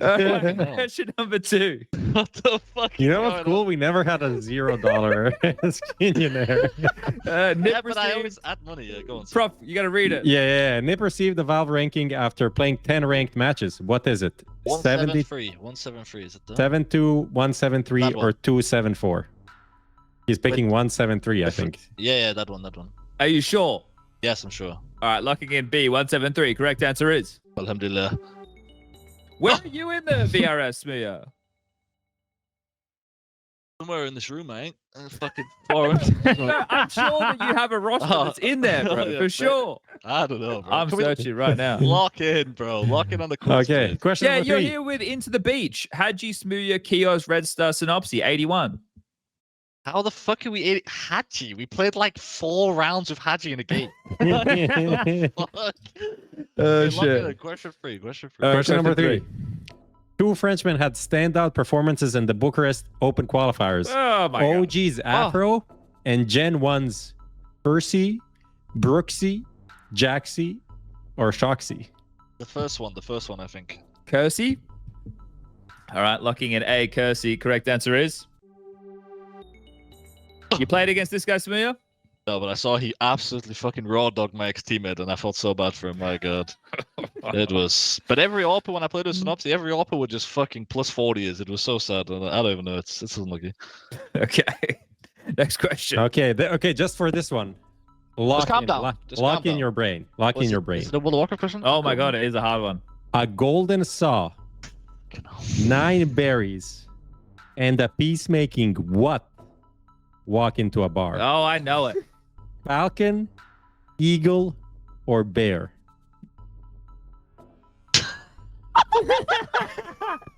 All right, let me get a reload on that one. You want me to read it again? Yeah, I'm gonna close my eyes for this one. A golden saw, Yeah. 9 berries, and a peacemaking what walk into a bar? Peacemaker. Falcon, You can use your lifeline. Falcon, eagle, or bear? All right, I feel like it should be Falcon, but I'm gonna use a lifeline here because I'm fucking struggling. Eagle. Of course, it's Eagle. Number 2. Of course. Locking in B, Eagle. Correct answer is Eagle. This So- might be your best question yet. bro. Now, Smooya, you're gonna seem a little bit silly when we tell you how this one works. Golden, the coach of Saw. Berry, the coach of 9. Peacemaker, the recently announced coach of Bad News Eagles. I don't feel silly at all. What a fucking absolutely stupid fucking riddle. What? I'm here to answer a question, not a fucking riddle. What the sucking skibbity is going on here? Lock in. I'm locking in. Lock it the fuck in right now. Question Okay, number last 5. question. Where did Roman get information about leaving Saw? Was it on Facebook? Why Did would I Roman know get information in Romania or at boot camp? that? Was this announced somewhere? It was. Wait, Saw's a head- dead team. It You was a didn't know that? headline. It was a Nah, headline. I know it, that, but I didn't really read this. it was a headline on HLTV. Let's just say that. Hands are here. What? What you think? You want to use your lifeline again? Fucking hell, how many have I got? Could I just use one every Yeah, fucking round? unlimited. Unlimited. What the fuck? Let me know before, Quizmaster. Okay, can you give me a choice between 2, please, lifeline? If you know the answer. I It can. is- Yeah. Eliminate one. Eliminate. It is not on Facebook. You eliminated the most obvious one. Yeah, I really could have fucking guessed that one. That's always what the 50-50s on Who Wants to Be a Millionaire do. Oh, sick, man. I mean, it makes sense at a boot camp, but bro, it's Quick 50-50, pick. man. In Romania. Locking in B in Romania. Correct answer is in Romania. There it is. A $15 skin being won for one of our lucky viewers. $15? $15, Oh, that's so baby. sad, bro. That's right. Last week I fucked it up as well. No, but Roman did an interview with HLTV just after they qualified for the arena. And he said, this is the headline of the article, I didn't think about the future yet. I got the news when I came to Romania. That's So- insane. Here's another headline that went up 3 minutes ago. I always wanted to be an in-game leader, but it came sooner than I was expecting. Brolin So some good stuff to go and listen covering to. all the bases. I mean, Holy shit! Speaking about it again, just I fucking guess say something. smooya, you and Brolan have at least one thing in common. We're both trying to be fucking edgios, baby. There you go. Okay, we'll draw the winner. Our people will contact your people. We'll get the prize to our lovely winner. Can we make it $50 again? No, I'll we cover can't. the difference. No, we can't. Bro, every single time I paid more last time because of fucking gas fees on fucking Ethereum. Did you actually pay? Fucking every time, you bastard. Yeah. Wait, really? Yes, bro. At the fucking when I was drunk on stage, fucking Lucas would like whistled me over and demanded the money from me there and then, and he just sent it because I was fucking. But yeah, of course I sent it. Every time I do that, I'm like, I'll take it out of my invoice. I'm still invoicing my max invoice. I'm not fucking. What are we talking about? If I say I'm gonna do something, I do it. We'd make it $50. Man of his words, unlike you, Chad. You want to make it $50? We can make it 100. I don't give a fuck. Well, no, we're not going to do that. Make it 100. Lock it in. $85 for me. $100 fucking skin. Didn't we just start this show about how his former CEO embezzed all the money he should be paid? You don't have a job, mate. What are you giving away money for? This is why he doesn't have any money. Guys, can we just lock in for a second? Let's make it $100, and the $85 is on me. $15 out of your pocket, SPUNJ, because you're a fucking gazillionaire, and I got $85. Macaronos. Here's the thing: we weren't running the raffle yet, so everybody right now who wants to enter the draw, you can type skin place again, and you know that smooya is going to give $100 skin. $100 skin place right now. I have a skin in my inventory, so if someone after message me and I'll send it to them and then they'll have it. Easy, like easiest. I don't want to organize this. I'm not putting my net. I'm not having anything to do with that. $100 skin coming from Smooth Dog's inventory. Go log it in. Okay, well we're typing it right now. I think we're going to draw the winner. I'm actually going to send my giveaways that I owe to my Twitch right now because I haven't done that yet. Bloody hell. Okay. Well, we will draw the winner. I think he rolled it already. OL LFC, I think, won. OL LFC. How long have they been following for? I don't have this information. Yeah, you can't log into Twitch. All LFC, congratulations. Our people will reach out to your people, and our people being smooya or Lucas or Dimitri. He's only been following for a year. Is it only? What the hell has happened to you? Is he in chat right now? Do you think it's Liverpool Football Club? Olympic Lyon. He is in chat right now. Liverpool Football Club. He can just he can write me on Twitch, and I can just send it right now. All right, hold up. We got to talk about some cheaters. Can we get to that? Yeah. Cheater? Who the fuck is cheating? Well, we'll find out. Okay, that's Skinionaire brought to you by Skin Place and smooya, apparently. Okay, let's get started. Prof, you wanted to do salacious headlines for this one. I mean, if you made them, did you write any? I didn't write any. I have to say, you come up with some. So I wrote some. It was a hectic day. I'm apologies. Okay, I will definitely step up for next time. Okay, I'll prepare some. Lock in, please. So the first one that I came up with is a first for everything. Bulgarians accused of cheating. Thought that was pretty salacious. That's a banger. That's a banger right there. So can someone bring me up to speed? Because I saw the clips. I saw the Mirage clips of perfect entry path. Just watch me. Just watch me. I'll demonstrate it for you. Okay. We have some air smokes going on right now. We have no idea. There's been no noise anyway. No one stepped. There's been no noise. I think he's playing A. Dead. That's clear. All right. Next round. Guys, I'm going to rush straight to CT. I think there's no one side. Guys, I have CT. That's basically how it went. And why couldn't you do this during Skinionaire? I mean, I've only got one monitor. There's just nothing on my left. Are you saying, Smooya, that there may be a bit of radar? Oh, no, he's clean. He's clean as a whistle. Oh, so what was he looking at? Fuck if I know. I don't fucking know. You said you had a lot to say about this. Oh, he's cheating for sure. So, okay, let's get to the bottom. So this is 500 that was accused of cheating. Was it was ships as well as oxygen, or was it just oxygen? I only saw oxygen getting flamed, but I'm not sure. Okay. Ships has always been a little bit sus, but I don't think he's But cheating. he won WESG, so it's on land. What are you going to say about that? Congratulations. Okay. So can somebody fill me in, other than the clips that I watched on Twitter of his perfect pathing? Is there anything else to the story, Prof? You wrote the headlines. I mean, literally half of the scene came up in arms around this one. Like Glaive tweeting about it, Snappy tweeting about it. some subtweeting from like, I don't know, Fnatic general manager and stuff like that. So it generally created a lot of negativity in the space. You know, there's not been a lot of online qualifiers, open qualifiers, stuff like that. And as soon as it started intensifying, I would say there was a story also with the team that beat like Gamer Legion and a few other teams like a week back, right? So it's the whole like cheating, anti-cheat in this, I want to say pro scene, but also like lower tier of pro scene has been kind of a hot topic recently. What about Hester? Weren't they as well accused of cheating? Yeah, I think that's Russian team. He was talking about. Yeah. Okay. So all right. No, do you have anything more to add in terms of this story? I mean, not really. I hadn't even seen the clips actually. I think they were posted in our chat while there was some event happening, or I was doing a recap, so I never actually went through and watched them.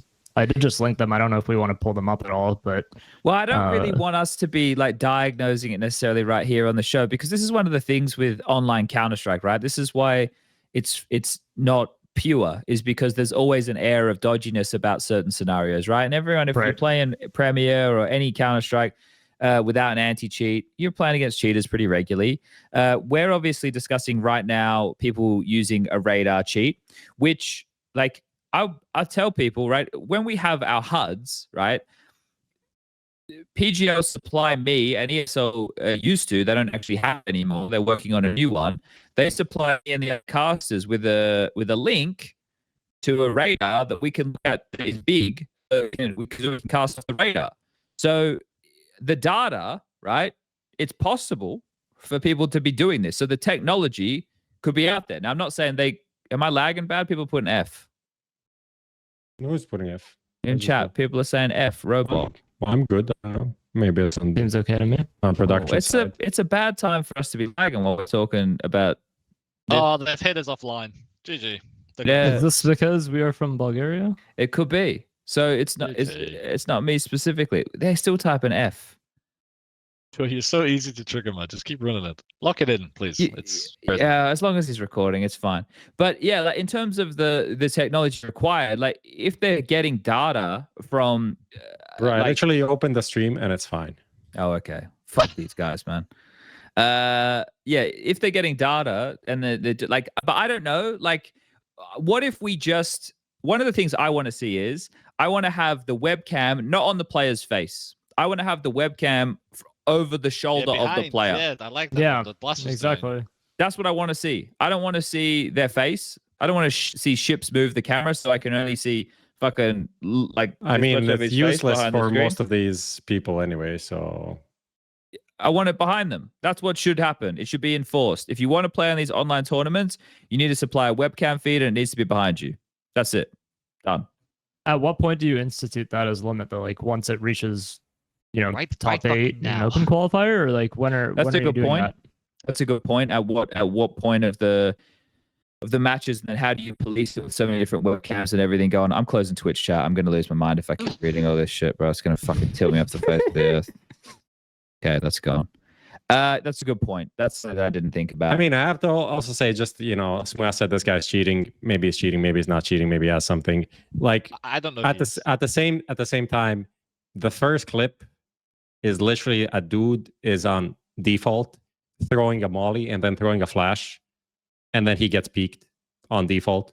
He literally just threw a molly from there. It's pretty obvious where the guy is standing. I'm not saying you don't need to clear anything else, but also he literally just made noise from this exact position. So that is one position you're pretty sure a guy is in. There could be people anywhere else, but also maybe not, you know? So it's not the craziest clip I've ever seen in my life. Obviously there's more clips to it. And then clips. There's a bunch of clips and there's stuff like this, but people also just like make a fucking. This is witch hunting for sure. You like if it's someone mega witch hunting. Yeah. It is pretty much on that level. Just it's also just like clipping shit from stream. Not the if you want to make something like this, go to a demo. Do the They're also due like diligence. There is demo clips so there's no context in any of them. There's demo clips in the post, I think, underneath. Yeah. Well, look online. I don't know what we do about this, man. Cheating in Counter-Strike has existed for as long as I've been playing. I've been playing we fucking just 20 years. We need a super intrusive anti-cheat, but then no one wants that. So you should have like an anti-cheat that's only launched for certain stuff, like important qualifiers and stuff, and it's like super intrusive and you just can't get away with anything, you know? But the issue is the last one I downloaded, which was like kind of intrusive, it nearly fucking blew my PC up, and I was lagging the whole day. Is that Acros? No. Acros is good. It does. What the fuck? Uplay or something? It literally fucking made my PC do a fucking backflip. It was absolutely nuclear what happened. I uninstalled it. I fucking bad review on Yelp. Like I was fucking tilled as fuck that day. But you need an anti-cheat like that, and even then you can still cheat with like an external device. I think. Yeah, I mean, I think the camera thing is pretty good. That's a good start. Again, the camera thing is the most like versatile solution to be able to monitor all of that, because you never know when anti-cheat can. But then someone else can be on the radar, and he can be like in a different team speak telling you where to go, but like, you know, or you can just put the camera really far away and then just like have boxes on your screen like full on ray track and no one knows because you can't even see the screen. Yeah. So far behind. Yeah. Just like distort the image a little bit, just full cheat. Yeah, and then everyone is going to have a webcam and everything like that. I think that's the problem, is that you have to figure out where you start monitoring from in a qualifier, and then you have to make sure that everybody has a camera or a way to actually set that up it has to and be as soon stream as possible, it. though, right? Because if not, like, there'll be some funky fucking results. If people that are fixing, because there are people that are just cheating and fixing, like that is just common knowledge. There are people that cheat for a qualifying till HLTV, win 10 rounds, and then purposely lose. That's been happening for fucking decades, and they make thousands from it, hundreds of thousands most likely. I have no idea, but a lot of money. People are gonna get fucking shafted if we bring this in a little bit too late into the qualifier, and it's gonna get really messy. So I don't know. Yeah, but it's the same. There's no fix. There's just no fix. If Valve could actually have an anti-cheat that works, it'd be great. Like, but it's a cat and mouse game. Yeah, they're always ahead. That's the problem. Yeah. Okay. I also don't know if Valve's anti-cheat would be able to counter like a DMA cheat. Yes, true. Problem. True. A what? DMA? You call it DNA? DNA is what the radar cheats are. Is that external? Understanding. Yeah, it's like completely external. Because you have a feed, right? Like you essentially. There's two types. I think one is a feed if it's like given by a betting company or TO or whatever. Like if there's some way to acquire that, and then there's like actual cheats that are pulling information from like the data from your RAM or something like that. Yeah, that's fucking nuts, man. That is crazy. Jesus Christ. Yeah. Okay. Well, let's jump on to our next topic, shall we? Next headline that I've come up with: Dead team walking more successful from the grave. This is about very solid. Not as good. This one, like I didn't put a lot of time into these, so this I could have done better. My last one, I think I've done well. So for those who've missed the conversation, SHR and Roman were told when they arrived in Romania that they were being replaced from the team. The rumor goes that they're picking up 2 new players and they're going international. They're keeping Story on the AWP, Muterus to be the in-game leader, and they are keeping Agil, sorry, to the Portuguese people out there. It's not a G, it's a J, even though it is a G, but you guys say it's a J.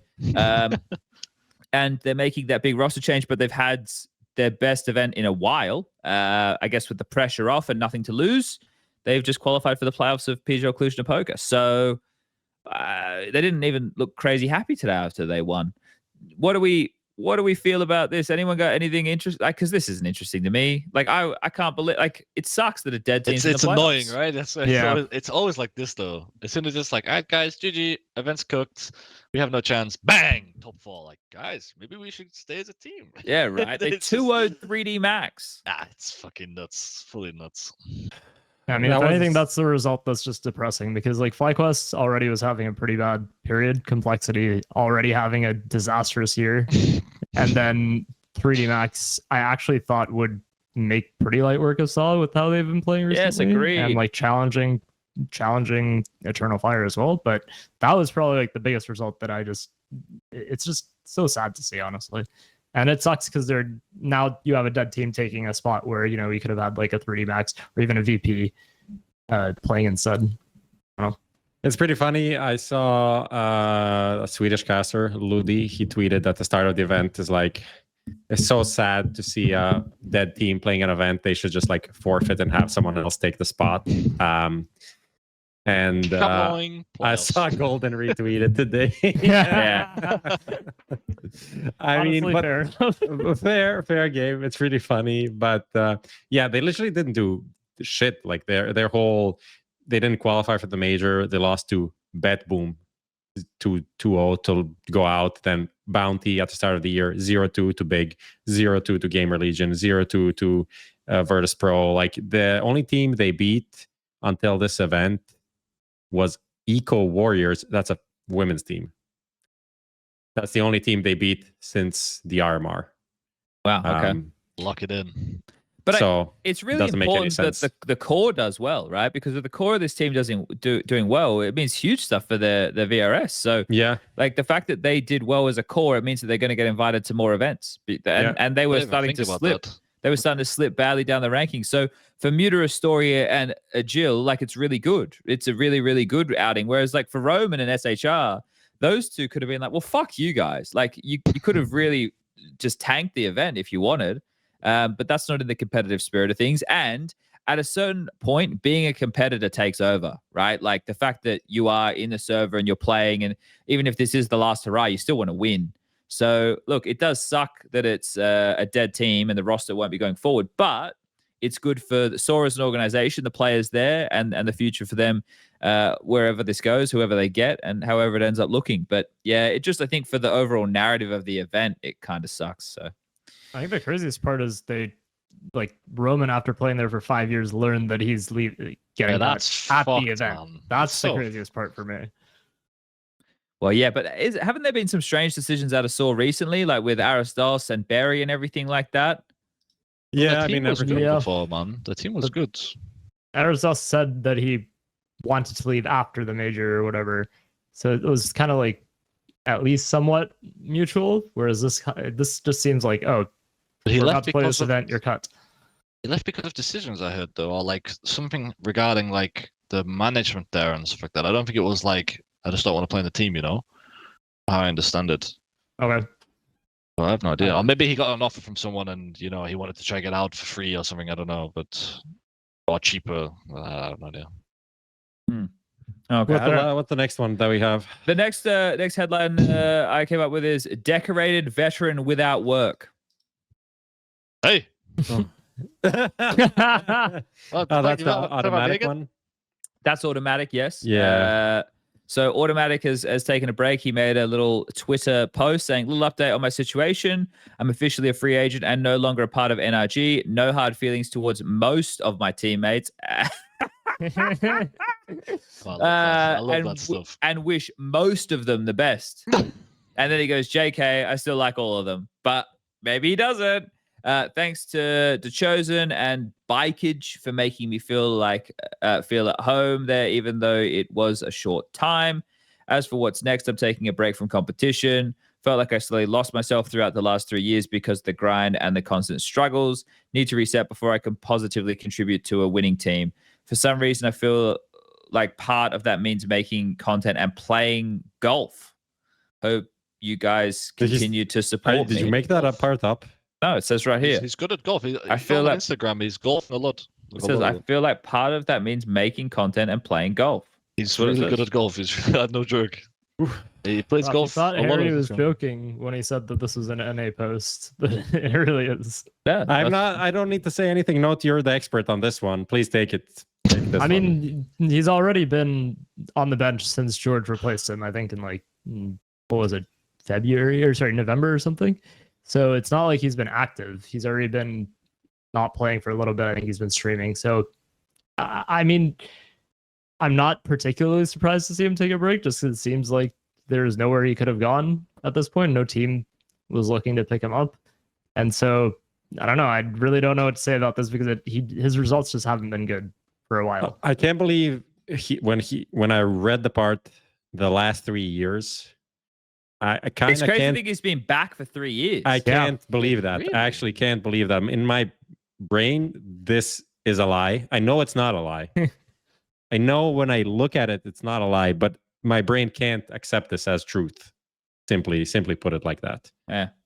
My God, obviously, 2 years in AG. Evil So. Genius Lovely, 2022. What the fuck? Chill dude, great player, and in the prime, respect, but what the fuck was that? Yeah. What the fuck was that? Well, I got paid. Got paid is what it is. There's a What great comment in chat. I have no idea what it means. Automatic did a great interview with Thorn. Listen to it and you will understand this guy. In brackets, he is Asian. What the fuck does that mean? What the fuck does that mean? What is that supposed to I mean? guess we have to listen to the interview and find out. Okay.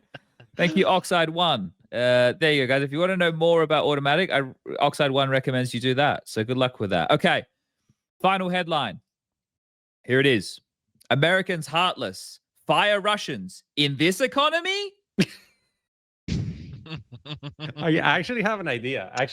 By the way. We could get our graphics guy to make these salacious headlines like newspaper, like front pages. Okay. Like maybe take them all and make like one front page with like, you know, HLTV confirmed bugle or something. And then, you know, editor-in-chief, Sean SPUNJ, Birchall, and then make all of these headlines and write them up. I feel like this could be a banger graphic. Nice. Okay. Well, this is to do with Cloud9 taking a break from Counter-Strike again. This one's been a car crash, hasn't it? They pick up what was going to be a really exciting team. Turns out they all hate each other. Don't know if that's true. Salacious headlines. Say whatever you want. And then it ends up at a point where everybody's benched and, well, no, released. The manager and the coach are gone, but not Perfecto. He's in jail. He's locked in. Like, I'm locked in, probably. He's fucked. But how much longer does he even have any value left? Who do you think is winning in this situation? I think Perfecto. No one. There's none of them. Well, Perfecto's getting paid. He's begging to play. He's constantly saying, wants I will to play a really Tier 5 badly. team. Like, just pick me up now, please. Like, he's got to does Cloud9 think they're going to get something for him? Or what did they think? Oh, he won Anchor of the Year 3 years ago. $300,000. What are they expecting to get for him at this point? I don't know. By the way, what would be they're paying reasonable? him. I don't know what let's say they made some like insane like Russian contracts where they pay him like 2,000 for now. They're already like. Wait, what? You're missing a fucking zero there, buddy. I mean, on the bench, bro? He's getting at least 15K on the bench, at least. I don't think he's getting that much. He's not getting 2,000 on the bench. If he's getting 15K, he's benched for like a year, bro. He's taking his missus to the Maldives every second week, mate. What the fuck are you talking about? But what is the logic? I'm just saying then, what is the fucking logic for Cloud9 to keep him? How much do they think they're going to get for him? I don't know. That paying the salary makes sense. I mean, How much? 100 grand? The value's going They're down already a lot. No, it must be more than that, surely. They're already because he like specifically says that he thinks that high buyout is like a barrier. Fuck. So you what? did an interview with him, right? Yeah. He said in that interview, like I asked him, he said that he really wants to play. He was had like gagging a to few play, yeah. he had like a few offers, and then his quote was something like, I had a few offers and they fell through not because of me. And I asked him, like, is that related to buyout? And he says, like, I think that, like, I don't know the actual details. Maybe I don't know if that's about like the negotiation or what specifically, but he said, but I think high buyout was a factor. Yes. Makes sense. So, So I like- can imagine he's got a fucking juicer magooser of a buyout. Well, I mean, they also Like, bought him out, right? So they probably bought him They out. paid for a lot for that team, and they a lot probably of paid a salaries and lot, yeah. stuff. Yeah, so better waste more money. About conflict less in chat says, do you think Cloud9 operates on logic, prof? Actually explained everything. Sorry. Yeah. I was in the wrong mindset. I was in the wrong mindset to understand anything that this team, like, what a fucking waste, bro. What a waste from the moment they signed the Gambit team till now. It was Exclusively bad decisions. Except signing Electronic Perfecto. I'll still go and say that was a good decision, but they literally replaced the wrong person. Literally no IGL. Literally no AWP. Literally no fucks given towards anything except ruining the team. So Did congratulations. Shiro ever bench himself on that team, or did he leave directly? Or how did that work? He was benched for a bit, no? But I'm not sure. Did he self-bench? They were playing without an AWP, Was it right? that? He I was remember benched for a Boomich little was bit. like AWPing a tiny bit. He was Yeah. benched? Okay, because I was going to say, like, I thought they just let him go or something. That's fucking nuts. But if he left, then it's a bit different. Pretty sure he was. I'll double check. I think he benched himself, and then I don't know how Spirit got him. Shiro steps down from Cloud9. Yeah. This was October, and then in December was the report, and then he moved a few days later to Spirit. The Spirit would have paid for him, but Spirit have all that TI money, so they could have paid for him. So, But Yeah, okay. the money. It's so crazy. Like even the whole Cloud9 situation, that felt like a fucking social experiment. My God, that was. I was waiting for a camera to come out and be like, "You've been pranked," you know. The fucking shit that was going on there was fucked. Yeah, I look. It's crazy that a roster of that potential was such a calamity. Yeah, Probably they one of just the fell biggest over. car crashes in recent history. If I'm Cloud9, here's the thing. An org of that stature only wants to get involved when they can get sticker money at majors, which is why I have disdain for like 100 Thieves and that type of stuff. If these like orgs care about where they're from, spend 1/4 of the money that you were spending on this Russian team and reinvest that into North American Counter-Strike and try and help the scene there. That's all I'm saying. Can you help North America? I don't know. Maybe you can. Give it a go.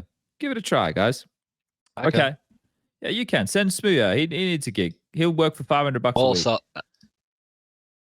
yeah, we'll start there. We'll start there.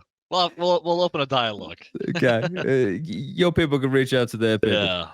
Okay. Well, that's the show for tonight, gentlemen. Do we have anything else we want to touch on before we say goodbye to everybody? Don't Not everybody really. fucking jump in at once for fun. Not really, not Everyone really. just went nuts. That Sorry was for really using my fun. brain. Sorry, not just fucking yapping my ass off. What do you get paid for? Just to have a constant streaming dialogue come out fucking 6 hours a day minimum talking Bruh, about the I same can't believe you had a whole round of not talking. It must have been fucking dying. Must have been. Yeah, Alex had to cover our mouths. It was crazy. Yeah. The words were still coming out. We just had to like hold the cough button and shit the whole time. Yeah, it shows that the most appreciated thing about Alex and I in recent history is us not talking. So Shut the fuck up for once. okay. Great. Well, that's it. That's it of the episode. smooya, thank you for joining us. Thank you for coming in last minute. I know Prof only asked you this afternoon. Always great to have you. As I went to bed, as I was getting into bed. And you made it on time. At 1 p.m. on a fucking Tuesday, dude. By the way, have you noticed that his like, I don't know what His cough disappeared throughout. When you woke up, it was like your mouth was swollen or something. Like you went to the dentist at the beginning of the episode, and by now it's like normal. Why look at my mouth so much? I don't know if your mouth was swollen, but you definitely are a bit more coffee. You're not as coffee anymore. I've been slamming pills in these fucking the like cough sweets, you know. Ran out. Fuck. Have you been taking showers? Is that a medicine? I haven't been prescribed that one yet. Dear. Okay. Well, thank you, smooya. Are you going to start streaming again, or are you going to? You said after the 25th. I'm no, but before the 25th. I'm just honestly just trying to recover. I've been sick for like 5-6 days, just completely cooked. Next 2-3 days, I should be back on it. I have a qualifier again on the 20th. I start prac with a potential team tomorrow, maybe. I have to get ready for that. But yeah, probably the weekend I want to hit FPL up 21st, then I'll be back. Oh, how's the new FPL working? That's dog shit. Yeah? What? Tell me why. Tell me why. It's you need to be top 10 on FaZe Elo to qualify. But which is already quite do pros difficult. get to play? Yeah, of course. Pros, if you're in a top 35 VRS ranking at the start of the season, you get an invite for the entire season. FaZe aren't paying me. Why am I doing this? Then the top 10 people get invited each week, so you have to keep getting top 10. So I've been top 10 like 7 out of the 9 weeks, and I said like, hey, could I just get a permanent invite? You know? Yeah. I'm not kind of shit, and I'm always here. And no. And I was like, okay. Then you queue up. The game very rarely pops. When it does pop, it's the same fucking 18 people every single week. It's a bit depressing. And then it's a nice loophole they've got. They've announced a huge prize pool. Hey, 200k prize pool. Da-da-da-da. If there's not 8 games played the week, no. If you don't have 8 games played, you don't get prize money. Oh, so per player? Yeah. You have to have 8 games played personally to be eligible for winnings. Okay. So they're saving a fuck ton of money. Because there's not enough games. There's no at the games, moment. bro. There was a week last week. There was 2 games played most on a player. Really? I think they've paid out prize money 2 or 3 of the weeks out of 9. So how do you think they solve that problem? Because obviously FPL for a long time before was not what it used to be. It feels like they're trying to return it to some glory, but what do you do? The only way you get the big dogs to play is you have to make the prize pool so fucking mental that they have to play it. And that sounds really cheesy as a player. Like, I don't even agree with that. Like, you should want to play it anyway, yeah? But you think FaZe Reigns is getting out of bed for 2K and you have to play Friday and Saturday when he's got kids? No fucking way. Because it's only Friday, Saturday now. And it's only like 8 p.m. until 1 a.m. or something like that. Bro, they're sleeping, man. Like, but would they still even want to do it, even if it was? I think they would if they saw an influx of the old people going back into it. You know, if they start seeing they also need to invite back the legends, the Olaf Meisters, the Pashas, even though they might not be there now. That will bring the pros that you want to play in, instead of having. It's not a money thing that's holding people back from playing, though. Like it isn't. Surely not. But they've literally gone to pro players and asked them what they want, and they say like, we're just not playing it. So the only thing I can think of is just like bait them in with like a little bit of cheese, you know, and then they might start playing, and then if they have fun, they keep playing. It's the only thing I can think of. Yeah, tough one to solve there, isn't it? I think it's cooked. It's GG. Yeah, okay. All right. Well, we're ending on a bit of a sour note. Note, you're not the sour note. You're a sweet note. Thank you for joining us as well, filling in for Striker. Anything you want to let the people know? You're doing the podcast with Nero, right? Yeah, I'm gonna plug the Come Here podcast. We don't know what the next topic is yet, but that's the fun of it. We get to see what happens at events and then pick a team or player to kind of, dive into. We might do Falcons, we might do MOUZ. We'll see. Okay, might do the 500 drama. Okay. Well, let's wind this one up. There's been another episode of HLTV Confirmed, brought to you by Skinplace and 1xBet. Remember to gamble responsibly. We'll be back for another episode of HLTV Confirmed next week. I believe we have a soft confirmation of a player guest. We have a pretty hard confirmation. We have a hard confirmation of a player guest. Do you want to give some hint? See you guys next week. Okay, let me have a look. Let me see. They're in a top org. Yeah. As of the VRS right now, they're in the top 10. Yeah. And they've never been on the show before. That is true. Welcome, Brolan. There you go. So people can work that one out. We'll have them next Tuesday. And just so people don't understand what we're doing is with player guests, unless we're bringing them on in the capacity of like a smooya, or they're going to play the role of like a pundit, which is what Nohte would be doing, or Prof would be doing, or Striker, or myself, or if we had other analysts on, then we're going to be just a bit more focused fire on the player, and then we'll have the player only join us for about half the episode, and then we'll let them go. We're not going to keep them around for the whole thing, because it does get a bit awkward asking them about topics that they either don't really care about, don't know a lot about, or can't talk about because it's their opponents and all that type of stuff. One last thing, just to plug in the Spotify it's great. CS interviews by HLTV, search, follow, rate, and all of that. It's, as it says, just all the interviews that we do in audio format on Spotify. They're also embedded on the website, but the embed is kind of fidgety and not really working properly for everyone. So I would just, urge you, if you like the interviews, want to keep track of them on the walk or whatever, you can just follow that, and they're very just easy to listen to, and be in touch with what's happening. It's very good. Would recommend. We're getting the fuck out of here. Good night.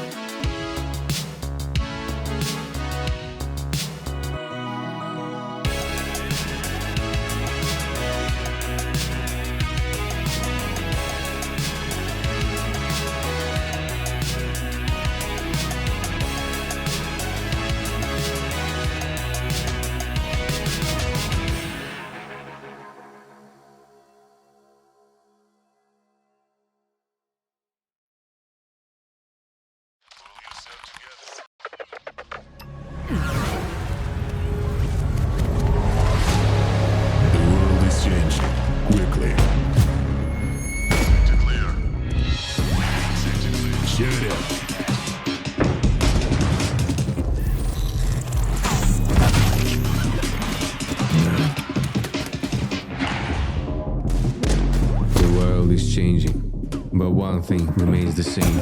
Victories with 1xbet.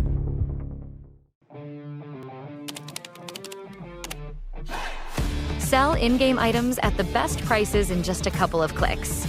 We are the biggest instant sell service for in-game items like Counter-Strike 2, Dota 2, and Rust. Easy selling process and instant withdrawal of funds to the most popular payment methods. More than 140,000 deals and 50,000 active sellers every month. Use promo code HLTV5 and get a 5% bonus on the sale of your skins. Skin Place. Sell items now. It was more than a game. It was everything. Every single emotion on display. Not a moment missed. This was CSGO through the lens,